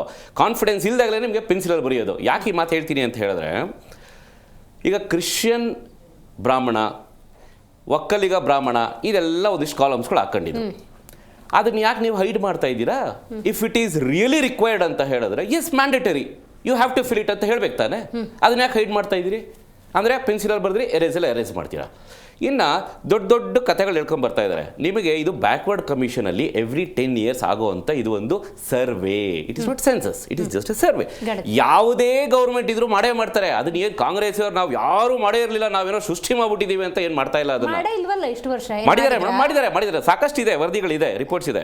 ಸೊ ಒಂದು ನೆಕ್ಸ್ಟ್ ಹೇಳ್ತೀನಿ ಕೇಳಿಸ್ಕೊಳ್ಳಿ. ಇಲ್ಲಿ ಈ ಬ್ಯಾಕ್ವರ್ಡ್ ಕಮಿಷನ್ ಅವರು ಅವರ ಫಂಡಿಂದ ಮಾಡಬೇಕಾಗಿರುವಂಥದ್ದು. ನಮ್ಮ ಸ್ನೇಹಿತರು ಹೇಳಿದ್ರು 400 ಕೋಟಿ ಅಂತ. ಅದು ಬರೀ 400 ಕೋಟಿ ಅಲ್ಲ, ಜನರ ಗಮನಕ್ಕೆ ತರಬೇಕು, ಅದು 600 ಕೋಟಿ. ಯಾಕೆ ಅಂತ ಹೇಳಿದ್ರೆ 400 ಕೋಟಿ ಹ್ಯೂಮನ್ ರಿಸೋರ್ಸಸ್ಗೆ ಅಂತ ಹೇಳಿದ್ರೆ, ನಿಮ್ಗೆ ಯಾವುದೋ ಒಂದು ಸ್ಟಾರ್ಟಪ್ ಕೊಟ್ಟರೆ 2 ಕೋಟಿಗೆ ಮಾಡ್ಕೊಂಡು ಕೊಡ್ತಿರೋ ಆ ಸಾಫ್ಟ್ವೇರು, ಇವ್ರು ಮಾಡ್ತಾ ಇರಲ್ಲ ಆ ಸಾಫ್ಟ್ವೇರು 2 ಕೋಟಿನೂ ಬೇಕಾಗಿರಲಿಲ್ಲ, ಅದಕ್ಕೆ 200 ಕೋಟಿ ಖರ್ಚು ಮಾಡಿದ್ದಾರೆ ಆ ಸಾಫ್ಟ್ವೇರ್ಗೆ. ಎಷ್ಟೋ ಜನಕ್ಕೆ ಗೊತ್ತಿಲ್ಲ ಆ ಸಾಫ್ಟ್ವೇರ್ಗೆ. ಸುಮ್ಮನೆ ಅದೊಂದು 2 ಕೋಟಿ ಕೊಟ್ಟಿದ್ರೆ ಯಾವುದೊಂದು ಸ್ಟಾರ್ಟಪ್ ಅವ್ರು ಬರ್ಕೊಂಡು ಕೊಡ್ತಿದ್ರಲ್ಲ, ಆ ಸಾಫ್ಟ್ವೇರ್ಗೆ 200 ಕೋಟಿ ಖರ್ಚು ಮಾಡಿರೋವಂಥದ್ದು. ನಿಮಗೆ ಅದನ್ನೇ ನಾನು ಹೇಳ್ತಾ ಇದ್ದೀನಲ್ವಾ, ಜನರಿಗೆ ಗೊತ್ತಿಲ್ಲ, ಟೋಪಿ ಹಾಕೋ ಕೆಲಸ. ಅದಕ್ಕೆ ನಾನು ಈಗ ತಮ್ಮ ಮಾಧ್ಯಮದ ಮುಖಾಂತರ ಜನರೇ ಎತ್ತಿಚ್ಕೊಳ್ಳಿ, ಇದು ಟೋಟಲ್ ಸರ್ವೆ ಯೂಸ್ ಮಾಡ್ತಾ ಇರೋಂಥದ್ದು 600 ಕೋಟಿ, 400 ಕೋಟಿ ಅಲ್ಲ, 600 ಕೋಟಿ. ಒಂದು. ಎರಡನೇದು ಪೂರ್ವ ಸಿದ್ಧತೆ, ಟೆಕ್ನಿಕಲಿ ಅದು ಇದು ಮತ್ತೊಂದು ಸಾಕಷ್ಟು ಎಕ್ಸ್ಪ್ಲನೇಷನ್ ಕೊಡ್ತಾ ಇದ್ರು. 15 ದಿವಸದಲ್ಲಿ ಆಗ್ಬಿಡ್ಬೇಕು ಅಂತ ಹೇಳ್ತಾ ಇದ್ರಲ್ಲ. 200 ಕೋಟಿ ಕೊಟ್ಬಿಟ್ಟು ನಿಮಗೆ ಆ ಸಾಫ್ಟ್ವೇರ್ ಡೆವಲಪ್ ಮಾಡಬೇಕಾದ್ರೆ ಅದು OTP ಡೆಲ್ಲಿಗೆ ಹೋಗಿ ಬರುತ್ತಾ, ಇಟಲಿಗೆ ಹೋಗ್ಬಿಟ್ಟು ವಾಪಸ್ ಬರುತ್ತಾ ಅಂತ ಗೊತ್ತಿರಲ್ವ ನಿಮಗೆ? ಆ್ಯಡ್ ಆನ್ ಮಾಡ್ತೀನಿ ಇದಕ್ಕೆ. ಇವತ್ತು ಸಿಬ್ಬಂದಿ ಒಬ್ರು ಮಾತಾಡ್ತಾ ಇದ್ದಾರೆ, ಜಸ್ಟ್ ಅಬ್ಸರ್ವ್. ಒಬ್ಬರ ಹತ್ರ ಹೋಗಿರ್ತಾರೆ, ಮಾತಾಡ್ತಿರ್ತಾರೆ, ಒಂದ್ಸತಿ OTP ಬಂತು, ಒಂದ್ಸತಿ ಏನೋ ಟೆಕ್ನಿಕಲ್ ಎರರ್ ಆಯಿತು, ಮೇಡಮ್ ಏನೋ ಟೆಕ್ನಿಕಲ್ ಎರರ್ ಇದೆ, ಇನ್ನೊಂದ್ಸಲ OTP ಬರುತ್ತೆ ಅಂತ they can convince the people. 10 ಸತಿ OTP ಬಂದ್ಬಿಟ್ಟಿದೆ. ಅದೇ OTPಯನ್ನು ನಾನು ಹೆಂಗೆ ನಿಮಗೆ ಕೊಡಲಿ? ನಾನು ಹ್ಯಾಕ್ ಆಗಿಬಿಟ್ರೆ ನನ್ನ ಮೊಬೈಲ್ ಡೇಟಾ ಅಂತ ಜನ ಸಹಕಾರ ಕೊಡ್ತಿಲ್ಲ, ನಾವೇನು ಮಾಡಬೇಕು ಅಂತ ಕ್ವಶನ್ ಮಾಡ್ತಿದ್ದಾರೆ. ಎಕ್ಸಾಕ್ಟ್ಲಿ. ನಿಮಗೆ ಅದು ಕಂಪ್ಲೀಟ್ ಆಗಿ ಟೆಕ್ನಿಕಲ್ ಎರರ್ ಬೇರೆ, ಟೆಕ್ನಿಕಲ್ ಫೇಲ್ಯೂರ್ ಬೇರೆ. ನಿಮಗೆ this is completely technical failure. ಇನ್ನು ಸಿಬ್ಬಂದಿಗಳಿಗೆ ನಾವು ಎಕ್ಸ್ಪೀರಿಯನ್ಸ್ ಹೇಳ್ಕೊಂಡು ಕೊಟ್ಬಿಟ್ಟಿದ್ದೀವಿ, ಟೀಚಿಂಗ್ ಮಾಡಿಬಿಟ್ಟಿದ್ದೀವಿ, ಅವ್ರಿಗೆ ತರಬೇತಿ ಕೊಟ್ಬಿಟ್ಟಿದ್ದೀವಿ, ಇದೆಲ್ಲ ಹೇಳಿದ್ರು ನಂಬಿಕೆ ಅವಸ್ಥೆ. ತುಮಕೂರಲ್ಲಿ ಯಾವುದೋ ಒಂದು ಕನ್ವೆನ್ಷನಲ್ಲಿ ತಗೊಂಡೋಗಲ್ಲಿ ತರಬೇತಿ ಕೊಡ್ತಾರೆ. ಇರೋ 100 ಜನ ಸೇರೋ ಕೆಪಾಸಿಟಿಲಿ ಒಂದು 10,000 ಜನ ಸೇರಿಸಿದ್ರು, ಪಾಪ ಅವ್ರಿಗೊಂದು ವಾಶ್ರೂಮ್ ಇರಲಿಲ್ಲ ಹೆಣ್ಮಕ್ಳಿಗೆ. ಇದು ಇವ್ರು ಕೊಡೋವಂಥ ತರಬೇತಿ, ಒಂದು ದಿವಸ ಪೂರ್ತಿ ಕುಂಡಿಸ್ಬಿಟ್ಟು. ಇನ್ನು ಅವ್ರುಗಳು ಹಳ್ಳಿಗೆ ಹೋಗಬೇಕು, ಸರ್ವೆ ಮಾಡಬೇಕು ಅಂತ ಇಟ್ಕೊಳ್ಳಿ. ಬ್ಯಾಕ್ವರ್ಡ್ ಕಮಿಷನ್ ಅವರ ಟಾರ್ಗೆಟ್ ಏನಿದೆ? ಬ್ಯಾಕ್ವರ್ಡ್ ಕಮಿಷನ್ ಅವ್ರು ಏನು ಆಗಾಗ ಎವ್ರಿ 10 years ಏನೇನು ಡೆವಲಪ್ಮೆಂಟ್ಸ್ ಆಗ್ತಾ ಇದೆ ಅದೊಂದು ಅಪ್ಡೇಟ್ಸ್ ತಗೋಬೇಕು ಅವರು. ನಿಮಗೆ ಬ್ಯಾಕ್ವರ್ಡ್ ಕಮಿಷನ್ ಬೇಕಾಗಿರೋಂಥ ಡೇಟಾ ಅಷ್ಟನ್ನು ಮಾತ್ರ ತಗೊಳ್ಳಿ ಸ್ವಾಮಿ. ನಿಮಗೆ ಒಕ್ಕಲಿಗರು ಕ್ರಿಶ್ಚಿಯನ್ ಅವ್ರ ಡೇಟಾ ಯಾಕೆ ಬೇಕು? Data collection, data is so valuable ಅಂತ ನಮ್ಗೆ ಗೊತ್ತಿದೆ, ನಿಮ್ಗೆ ಯಾಕೆ ಬೇಕದು? ಓಕೆ, ಒಂದು ವೇಳೆ ಎಲ್ಲ ಡೇಟಾನು ತಗೊಂಡ್ಬಿಡ್ತೀವಿ ಅಂತ ಇಟ್ಕೊಳ್ಳೋಣ. ನಾವು ಎಷ್ಟು ಆಯೋಗಗಳಿದಾವಲ್ಲ, ಎಲ್ಲ ಆಯೋಗಗಳು ಅವರವ್ರದೇ ಆದೊಂದು ವರದಿ ಮಾಡ್ಕೊಳ್ಳಿ ಬಿಡಿ. ಬ್ರಾಹ್ಮಣರ ಆಯೋಗಕ್ಕೆ ಅವ್ರಿಗೂ ಒಂದಿಷ್ಟು ಫಂಡ್ಸ್ ಕೊಡಿ, ಒಕ್ಕಲಿಗಾರಿಗೆ ಅವ್ರಿಗೂ ಒಂದಿಷ್ಟು ಫಂಡ್ಸ್ ಕೊಡಿ, ಅವ್ರವ್ರು ಮಾಡ್ಕೊಂಡು ಬರ್ತಾರೆ. ಇದ್ರ ಹಿಂದೆ ನೀವು ಅದ್ಯಾವುದೋ ತಳ್ಳಿ ಗಾಡಿಗೆ ಗ್ಯಾರೇಜ್ಗೆಲ್ಲ ಸ್ಟಿಕ್ಕರ್ ಅಂಟಿಸ್ಬಿಟ್ಟು ಒಂದು ಮಾಡಿದ್ರಲ್ಲ, ಈಗ ಇದು ಏನದು ಸರ್ವೆ ಅಲ್ಲ, ಈಗ ಒಂದು 120 ಪರಿಶಿಷ್ಟ ಜಾತಿದು ಅದೆಲ್ಲೋ ಇತ್ತಾಗಾದ್ರೆ ಈಗ ಇದನ್ನ ಇಂಟಿಗ್ರೇಟ್ ಮಾಡಕ್ಕಾಗ್ತಾ ಇಲ್ವಾ? 120 ಕೋಟಿ ಮಾಡಿಬಿಟ್ಟು. ಇನ್ನ ಇದ್ರ ನೆಕ್ಸ್ಟ್ ನಾವು ಹೇಳ್ತಾ ಇದ್ರು, ಇದರಿಂದ ಸಾಮಾಜಿಕ ನ್ಯಾಯ, ಆ ನ್ಯಾಯ, ಈ ನ್ಯಾಯ, ಏನೇನೋ ನ್ಯಾಯ ಸಿಕ್ಬಿಡ್ತದೆ ಅಂತ ಅಂತಿದ್ರು. ಯಾವ ನ್ಯಾಯನೂ ಸಿಗಲ್ಲ ಸ್ವಾಮಿ. 600 ಕೋಟಿ ಈ ಡೇಟಾ ಕಲೆಕ್ಷನ್ ತಗೊಂಡು ಬುಟ್ಟಿಗೆ ಹೋಗುತ್ತೆ. ಇನ್ನ ಯಾಕೆ ನಾನು ಈ ಮಾತು ಹೇಳ್ತಾ ಇದ್ದೀನಿ ಅಂತ ಹೇಳಿದ್ರೆ, ಈ ಗಣತಿನೂ ಬೇರೆ, ಡೆಫಿನೆಟ್ಲಿ ಹೋಗಿ ಹೋಗುತ್ತೆ ನಿಮಗೆ. ಇಲ್ಲಿ ಡೇಟಾ ಫೇಕ್ ಇದೆ, ಇದನ್ನ ಸರಿಯಾಗಿ ಮಾಡಿಲ್ಲ ಅಂತ ಪ್ರತಿಪಕ್ಷದ ಪ್ರೊಟೆಸ್ಟ್ ಮಾಡ್ತಾರೆ. ನಿಮಗೆ ಈಗ ಇವರು ಏನು ಕಂಪ್ಲೀಟ್ ಆಗಿ ನಾವು 7 ಕೋಟಿ ಜನರಿಗೂ ನಾವು ಸರ್ವೆ ಮಾಡ್ತೀವಿ ಅಂತ ಹೇಳ್ತಾ ಇದ್ದಾರೆ. Practically speaking it is not possible. Right, ಅದ್ರ ಬಗ್ಗೆ ಡೀಟೇಲ್ ಆಗಿ ನಾನು ಮಾತಾಡ್ತೀನಿ. ಇದರ ನಡುವೆ ನೋಡಿ, ಪ್ರತಿಪಕ್ಷಗಳು ಜಾತಿಗಳ ನಡುವೆ ಕಿಚ್ಚನ್ನು ಹಚ್ಚಿಸುವಂಥ ಕೆಲಸವನ್ನು ಕರ್ನಾಟಕ ಕಾಂಗ್ರೆಸ್ ಮಾಡ್ತಾ ಇದೆ. ಧರ್ಮಗಳ ಬಗ್ಗೆ ಕ್ಲಾರಿಟಿ ಇಲ್ಲದೆ ಈ ರೀತಿ ಧರ್ಮಗಳನ್ನು ಒಡೆಯುವಂಥ ಕೆಲಸ ಆಗ್ತಿದೆ ಅಂತ ಹೇಳ್ತಿದ್ದಾರೆ. ಬಟ್ ಅದು ಹೆಂಗೆ? ದರ್ಶನ್ ಅವರಾಗಲೇ ಉಲ್ಲೇಖ ಮಾಡಿದ್ರು. ಈಗ ಒಂದಷ್ಟು ಕ್ವಶನ್ ಕೇಳ್ತಾರೆ, ಅವರು ಅದ್ರ ಬಗ್ಗೆ ಇನ್ಪುಟ್ಸ್ ಕೊಡ್ತಾರೆ. ಇಲ್ಲೇನು ಹೊಡೆಯೋ ಕೆಲಸ ಆಯಿತು ಅಂತ ಸಲೀಸಾಗಿ ಹೇಳಿದ್ರು. ಬಟ್ ಇದು ಜಾತಿಗಣತಿ ಅಲ್ಲ, ಒಂದು ಸಮೀಕ್ಷೆ, ಒಂದು ಸರ್ವೆ ಕಾರ್ಯ. ಮಾಹಿತಿಯನ್ನು ಕಲೆ ಹಾಕಿ ಸಮಾಜದ ಮುಖ್ಯವಾಹಿನಿಗೆ ಹಿಂದುಳಿದವರನ್ನು ಅಥವಾ ಸಮಾಜದ ಕಟ್ಟಕಡೆಯ ಜನರನ್ನು ತರುವಂಥ ಪ್ರಯತ್ನ ಅಂತ ಕಾಂಗ್ರೆಸ್ ಹೇಳ್ತಾ ಇದ್ರು ಕೂಡ, ಅದರಲ್ಲಿರುವಂಥ 60 ಪ್ರಶ್ನೆಗಳನ್ನು ನಾವು ನೋಡ್ತಾ ಹೋದರೆ ಇಟ್ ಈಸ್ ಆಲ್ ಅಬೌಟ್ ಗಣತಿ ಅಂತಲೇ ಗೊತ್ತಾಗ್ತಾ ಇದೆ. ಆ್ಯಕ್ಚುಲ್ ಗಣತಿ ಕೂಡ ನಡೆಯೋದು ಹಿಂಗೇನೆ. ಆದರೆ BJP ಅವರು ಒಂದು ಕ್ಲೇಮ್ ಮಾಡಿದ್ರು, ಇದು ಏನೋ ಒಡೆದು ಆಳುವ ನೀತಿ, ಬ್ರಿಟಿಷ್ ಅವ್ರು ಹೆಂಗೆ ಮಾಡ್ತಾಯಿದ್ರು ಹಾಗೇನೆ ಕಾಂಗ್ರೆಸ್ ಅದನ್ನು ಅನುಸರಿಸ್ತಾ ಇದೆ ಅಂತ ದರ್ಶನ್ ಅವ್ರು ಕ್ರಿಸ್ಟಲ್ ಕ್ಲಿಯರಾಗಿ ಹೇಳಿದ್ರು. ನೋಡಿ, ಅಲ್ಲಿ ನೀವು ಯಾವ ಪಂಗಡಕ್ಕೆ ಸೇರ್ತೀರಿ, ನಿಮ್ಮ ಇನ್ಕಮ್ ಏನು, ನಿಮ್ಮದು ಉಪಜಾತಿ ಏನು, ಜಾತಿ ಏನು, ನೀವು ಯಾವ ಧರ್ಮಕ್ಕೆ ಸೇರಿದ್ರಿ, ಇಷ್ಟು ಪ್ರಶ್ನೆ ಕೇಳ್ತೀವಪ್ಪ. ಅದ್ರಲ್ಲಿ ಹೆಂಗೆ ಹೊಡೆದಂಗಾಗತ್ತೆ? ನಾನು ಅವಾಗಲೇ ನಿಮಗೆ ಕ್ಲಿಯರ್ ಆಗಿ ಹೇಳಿದೆ, ವೀರಶೈವ ಲಿಂಗಾಯತ ಧರ್ಮ ಅಂತಕ್ಕಂಥದ್ದು ಇದುವರೆಗೂ ಸಹ ಸಂವಿಧಾನಾತ್ಮಕವಾಗಿ ಅಪ್ರೂವಲ್ ಆಗಿಲ್ಲ. ಸೊ ಇವರು ಕಾಶ್ಯಪ್ಪನವ್ರು ಬಂದು ಹೇಳ್ತಾರೆ ನೀವು ವೀರಶೈವ ಧರ್ಮ ಅಂತ ಹಾಕ್ಬೇಕು ಅಥವಾ ಲಿಂಗಾಯತ ಧರ್ಮ ಅಂತ ಹಾಕ್ಬೇಕು ಅಂತ ಹೇಳ್ತಾರೆ. ಅಲ್ಲಿದ್ದಂತ ಪಂಚಮಸಾಲಿ ಮಠಾಧೀಶರನ್ನು ಒಬ್ಬರನ್ನ ಕಿತ್ತು ಬಿಸಾಕ್ತಾರೆ. ನೇರವಾಗಿ ಬಂದು ಹೇಳ್ತಾರೆ ಹಿಂದೂ ಅಂತ ಹೇಳಿದ್ದ ಕಾರಣಕ್ಕೋಸ್ಕರ ನಾನು ಕಿತ್ತು ಬಿಸಾಕಿದ್ದೀನಿ ಅಂತ ಹೇಳ್ತಾರೆ. ಇವ್ರು ಬಸವರಾಜ ರಾಯರೆಡ್ಡಿ ಅವರು ಹೇಳ್ತಾರೆ ಹಿಂದೂ ಅಂತಕ್ಕಂಥದ್ದೇ ಸುಳ್ಳು, ಹಿಂದೂ ಅಂತಕ್ಕಂಥ ಒಂದು ಧರ್ಮನೇ ಇಲ್ಲ ಅಂತ ಬಸವರಾಜ ರಾಯರೆಡ್ಡಿ ಅವರು ಹೇಳ್ತಾರೆ. ಅಂದ್ರೆ ಇದು ಒಡೆದಾಳ ನೀತಿ ಅಲ್ವಾ? ಸರ್ಕಾರದ ಜವಾಬ್ದಾರಿ ಏನು? ಜನರ ಒಂದು ಭಾವನೆಗಳನ್ನ, ಧಾರ್ಮಿಕ ಭಾವನೆಗಳನ್ನ ಉಳಿಸ್ಬೇಕು. ಇವ್ರು ಯಾವ ಆಧಾರದ ಮೇಲೆ ಈ ಹೇಳಿಕೆ ಕೊಡ್ತಾ ಇದ್ದಾರೆ? ಬಟ್ ಇಲ್ಲಿ ನೋಡಿ ದಿಲೀಪ್ ಅವರೇ, ಈಗ ನೋಡಿ ಮನೆಯ ಮುಖ್ಯಸ್ಥನ ಹೆಸರು, ತಂದೆಯ ಹೆಸರು, ತಾಯಿಯ ಹೆಸರು, ಕುಟುಂಬದ ಕುಲ ಹೆಸರು, ಮನೆ ವಿಳಾಸ, ಮೊಬೈಲ್ ಸಂಖ್ಯೆ, ರೇಷನ್ ಕಾರ್ಡು, ಚೂರು ಮುಂದಕ್ಕೆ ಬರ್ತೀನಿ ಹಾಗೇನೆ, ಕುಟುಂಬದ ಒಟ್ಟು ಸದಸ್ಯರು, ಧರ್ಮ ಇದೆ, ಜಾತಿ ಉಪಜಾತಿ ಇದೆ, ಜಾತಿ ಮತ್ತು ವರ್ಗ ಇದೆ, ಅದು SC-ನ ST-ನ OBC-ನ ಜನರಲ್ಲ ಅದರ, ಜಾತಿ ಪ್ರಮಾಣ ಪತ್ರ ಇದೆಯಾ, ಪ್ರಮಾಣ ಪತ್ರದ ಸಂಖ್ಯೆ ಇದೆಲ್ಲ ಇದೆ. ಮತ್ತೆ ಇದೆ, ನಾನು ಇಲ್ಲ ಅಂತ ಹೇಳ್ತಾ ಇಲ್ಲ. ಬಟ್ ಇವ್ರು ಹೇಳ್ತಾ ಇರೋದೇನು, ಧರ್ಮದ ಕಾಲಂನಲ್ಲಿ ನೀವು ಲಿಂಗಾಯತ. ಈಗ ಅವ್ರು ಏನ್ ಬರಿಬೇಕು? ನನಗೆ ಈಗ ನಮ್ಮ ಮನೆಗೆ ಬಂದ್ರು ಕೂಡ ನನಗೆ ಏನಂತ ಬರೆಸ್ಬೇಕು? ಇಡೀ ಕರ್ನಾಟಕದ ಕನ್ಫ್ಯೂಷನ್ ಈಗ ಲಿಂಗಾಯತ ಕನ್ಫ್ಯೂಷನ್ ಮಾಡ್ತಿರೋ ಕಾಂಗ್ರೆಸ್ನವರಲ್ಲ, ಮಠಾಧಿಪತಿಗಳು ಕಾಂಗ್ರೆಸ್ನವ್ರು ಸಮೀಕ್ಷೆ ಮಾಡೋದಕ್ಕೆ ಹೊರಟಿದ್ದಾರೆ. ಬಗ್ಗೆ ಮಾತ್ರ ಮಾತಾಡ್ತಾ ಇದ್ದೀನಿ, ಸರ್ಕಾರದ ಬಗ್ಗೆ ಮಾತನಾಡ್ತಾ ಇಲ್ಲ.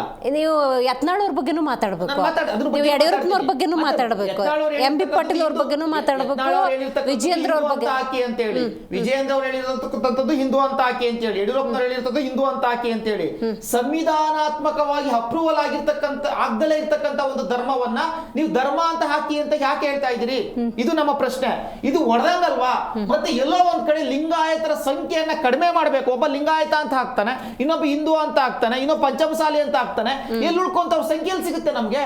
ಕ್ಲಿಯರ್ ಕಟ್ ಸಂಖ್ಯೆನೇ ಸಿಗಲ್ಲ. ಅವ್ರು ಸಿಗ್ಬೇಕಾಗಿರ್ತಕ್ಕಂಥ ಸೌಲಭ್ಯಗಳನ್ನ ಕಿತ್ಕೊಂಡಂಗಾಗುತ್ತಲ್ವಾ? ಅವರ ಒಂದು ವಸ್ತುನಿಷ್ಠವಾದಂತ ಒಂದು ಕ್ಲಿಯರ್ ಆಗಿರ್ತಕ್ಕಂಥ ಒಂದು ರಿಪೋರ್ಟ್ ಸಿಗ್ಲಿಕ್ಕೆ ಸಾಧ್ಯನೇ ಇಲ್ಲ. ಇದು ಸಮಸ್ಯೆ ಆಗ್ತಾ ಇರ್ತಕ್ಕಂಥದ್ದು. ಮತ್ತೆ ಇನ್ನು UHD ಸ್ಟಿಕ್ಕರ್ ಅನ್ನ ಬಂದು ಮನೆ ಹತ್ರ ಅಂಟಿಸ್ಬಿಟ್ಟು ಹೋದ್ರು. ಇವತ್ತು ಹೇಳ್ತಿದ್ದಾರೆ ಆ UHD ಸ್ಟಿಕ್ಕರ್ ಎಲ್ಲ ಅಂಟಿಸಿದ್ದಾರೆ ಅಂತ ನಮಗೆ ಲೊಕೇಶನ್ ಸಿಗ್ತಾ ಇಲ್ಲ, ಲೊಕೇಶನ್ ಟ್ರಾಪ್ ಮಾಡ್ಲಿಕ್ಕೆ ಆಗ್ತಾ ಇಲ್ಲ. ನಮಗೆ ಅಲ್ಲಿ ಕಿತ್ತಾಕ್ಬಿಟ್ಟಿದ್ದಾರೆ, ಹುಡುಗರುಗಳು ಕಿತ್ತಾಕ್ಬಿಟ್ಟಿದ್ದಾರೆ, ಮನೆಯವ್ರು ಕಿತ್ತಾಕ್ಬಿಟ್ಟಿದ್ದಾರೆ. ಇದು ಗೊತ್ತಿರಲಿಲ್ಲ ಮುಂಚೆ, ಅಂಟಿಸಕ್ಕಿಂತ ಮುಂಚೆ. ನಾವು ಅಂಟಿಸ್ಬಿಟ್ಟು 15 ದಿವಸ ಹೋದ್ರೆ ಮನೆ ಮೇಲೆ ಯಾರೋ ನಮ್ಮ ಮನೆಗೇನೆ ಗೊತ್ತಿಲ್ಲ ಅಂಟಿಸ್ಬಿಟ್ಟು ಹೊಡೋಗ್ಬಿಟ್ಟಿದ್ದಾರೆ.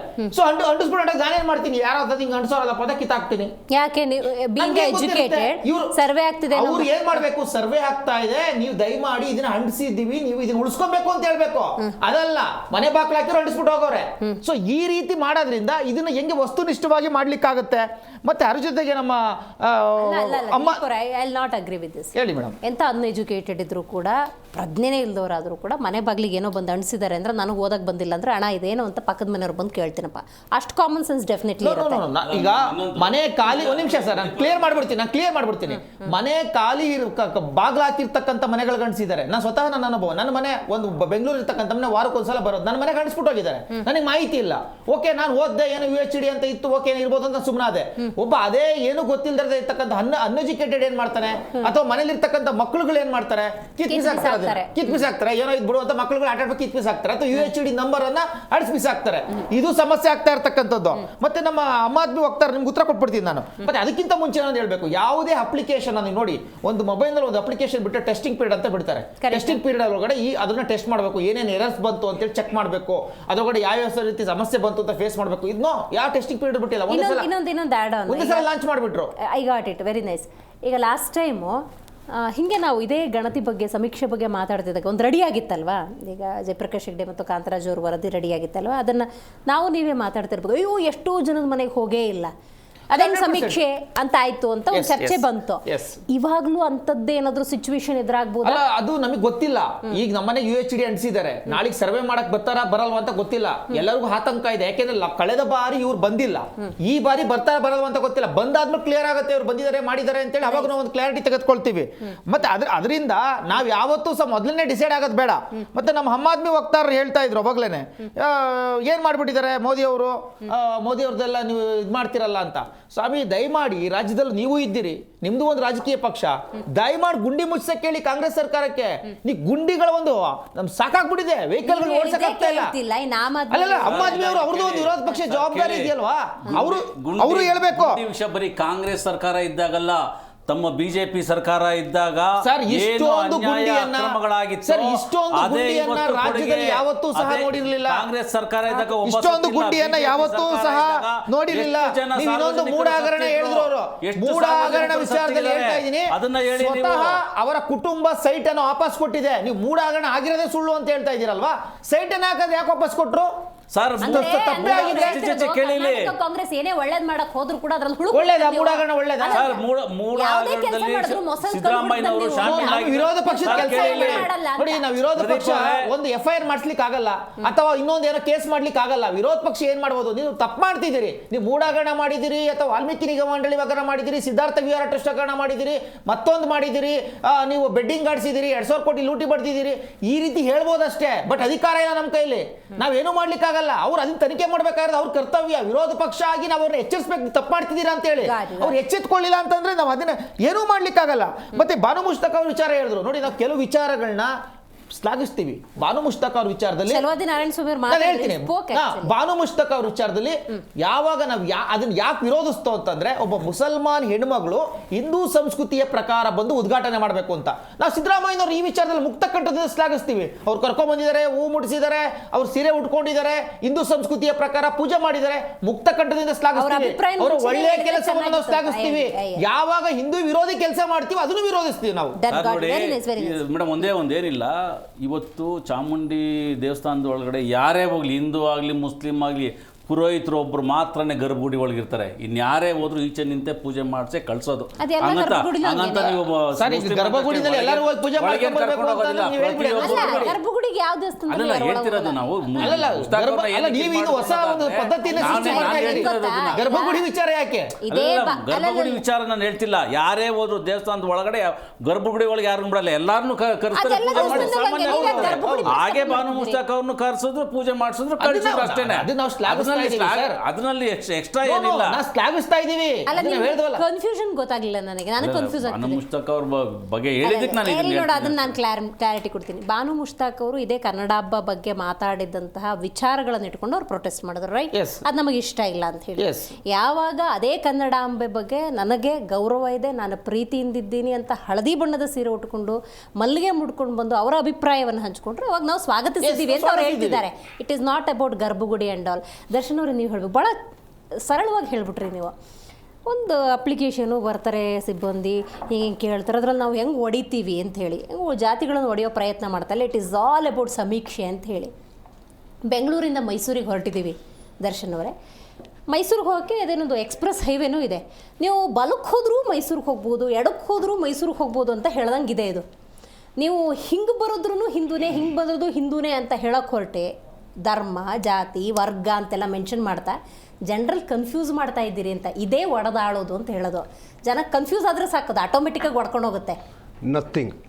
ಈಗ ಆಯ್ತು, ಈಗ ನಂದು ಒಂದು ಧರ್ಮ ಇದೆ, ನಂದು ಒಂದು ಜಾತಿ ಇದೆ, ನನ್ನ ಮನೆಗೆ ಬರ್ತಾರೆ, ನಂದನ್ನೆಲ್ಲ ಕೇಳ್ತಾರೆ. ನಾಳೆ ಬೆಳಿಗ್ಗೆ ನನ್ನ ಜಾತಿ ಬದಲಾಯ್ತಾ, ನನ್ನ ಧರ್ಮ ಬದಲಾಯ್ತಾ? ಇಲ್ಲ ತಾನೆ. Your destiny what you want to reach Mysuru, right? The same way our destiny to make the survey. Definitely successfully we will do it. ಇಲ್ಲಿ ಕೇಳಿಸ್, ಹಿಂಗೆ ದರ್ಶನ್ ಅಂತ 1 ಕೋಟಿ ಜನ ಈಗ ನಾವು ಬರೋಣ. ಅದರಲ್ಲಿ ವೀರಶೈವ ಮಹಾಸಭಾದವ್ರಿಗೂ ಅಥವಾ ಕುರುಬರಿಗೂ ಒಕ್ಕಲಿಗರಿಗೂ ಇರುವಂಥ ಆಕ್ಷೇಪ ಏನು ಅಂದರೆ, ಆ್ಯಕ್ಚುಯಲ್ ಅಂಕಿಅಂಶನೇ ಬೇರೆ, ಲಾಸ್ಟ್ ಟೈಮ್ ಸಮೀಕ್ಷೆಲಾಗಿರೋ ಅಂಕಿಅಂಶನೇ ಬೇರೆ. ಇಲ್ಲಿ ನೀವು ಅವರ ಧರ್ಮವನ್ನು ಅಥವಾ ಅವರ ಜಾತಿಯನ್ನು ಹಿಂಗಿರ್ಬೋದು ಹಂಗಿರ್ಬೋದು ಅನ್ನೋ ಕನ್ಫ್ಯೂಷನಲ್ಲಿ ಆ ಅಂಕಿಅಂಶವನ್ನು ಇಷ್ಟಿದ್ದನ್ನು ಇಷ್ಟು ತೋರಿಸೋ ಪ್ರಯತ್ನ ಮಾಡುವ ಸಂದರ್ಭದಲ್ಲಿ ಆಗದೆ ಅದು ಮೆನ್ಷನ್ ಮಾಡಿದ ತಕ್ಷಣ ಹೊಡ್ಕೊಂಡು ಹೋಗಲ್ಲ. ಬಟ್ ನೀವು ಅಲ್ಟಿಮೇಟಾಗಿ ಒಂದು ರಿಸಲ್ಟ್ ತೆಗುತ್ತೀರಿ ನೋಡಿ. ಲಿಂಗಾಯತರಿರೋದೇ 60 ಲಕ್ಷ. ಅವ್ರ ಲೆಕ್ಕದ ಪ್ರಕಾರ, ಮಹಾಸಭಾದ ಪ್ರಕಾರ ಅವ್ರ ಜೊತೆ ಇಂಟ್ರಾಕ್ಷನ್ ಇರೋದು 1,20,00,000 30 ಲಕ್ಷನೂ ಇರ್ತಾರೆ. ಒಕ್ಕಲಿಗರು ನೀವು ಹೇಳಿದ್ರೆ 45 ಲಕ್ಷ ಅಂತ, ಅವರಿಗೆ 90-80 ಲಕ್ಷ ಇರ್ತಾರೆ ಅವ್ರ ಲೆಕ್ಕಾಚಾರದಲ್ಲಿ. ಏನು ಮಾಡೋಕ್ಕೆ ಹೊರಟಿದ್ದಾರೆ? ಯಾವಾಗ ನೀವು ಜಾತಿ, ಉಪಜಾತಿ, ಪಂಗಡ, ವರ್ಗ, ಸರ್ಟಿಫಿಕೇಟ್ ಅಂತ ಹೋಗ್ತಿರೋ ಅದು ವಿಭಾಗ ಆಗತ್ತೆ. ಅವ್ರಿಗೆ ಸಿಕ್ಕಿರೋ ಅಂಕೆ ನಾವೆಲ್ಲರೂ ಒಂದೇ ಅಂತ ಬದುಕ್ತೀವ್ರಿ. ನಾವೆಲ್ಲರೂ ಒಂದೇ ಅಂತ ಬದುಕಿದವರು, ಹಿಂದೂಗಳು ಅಂತ ಬದುಕಿದವರು. ಅಷ್ಟೇ ಸಾಕಲ್ಲ. ಮೇಡಮ್ ಪ್ರಶ್ನೆ ನನಗಲ್ಲ, ಇಷ್ಟೇ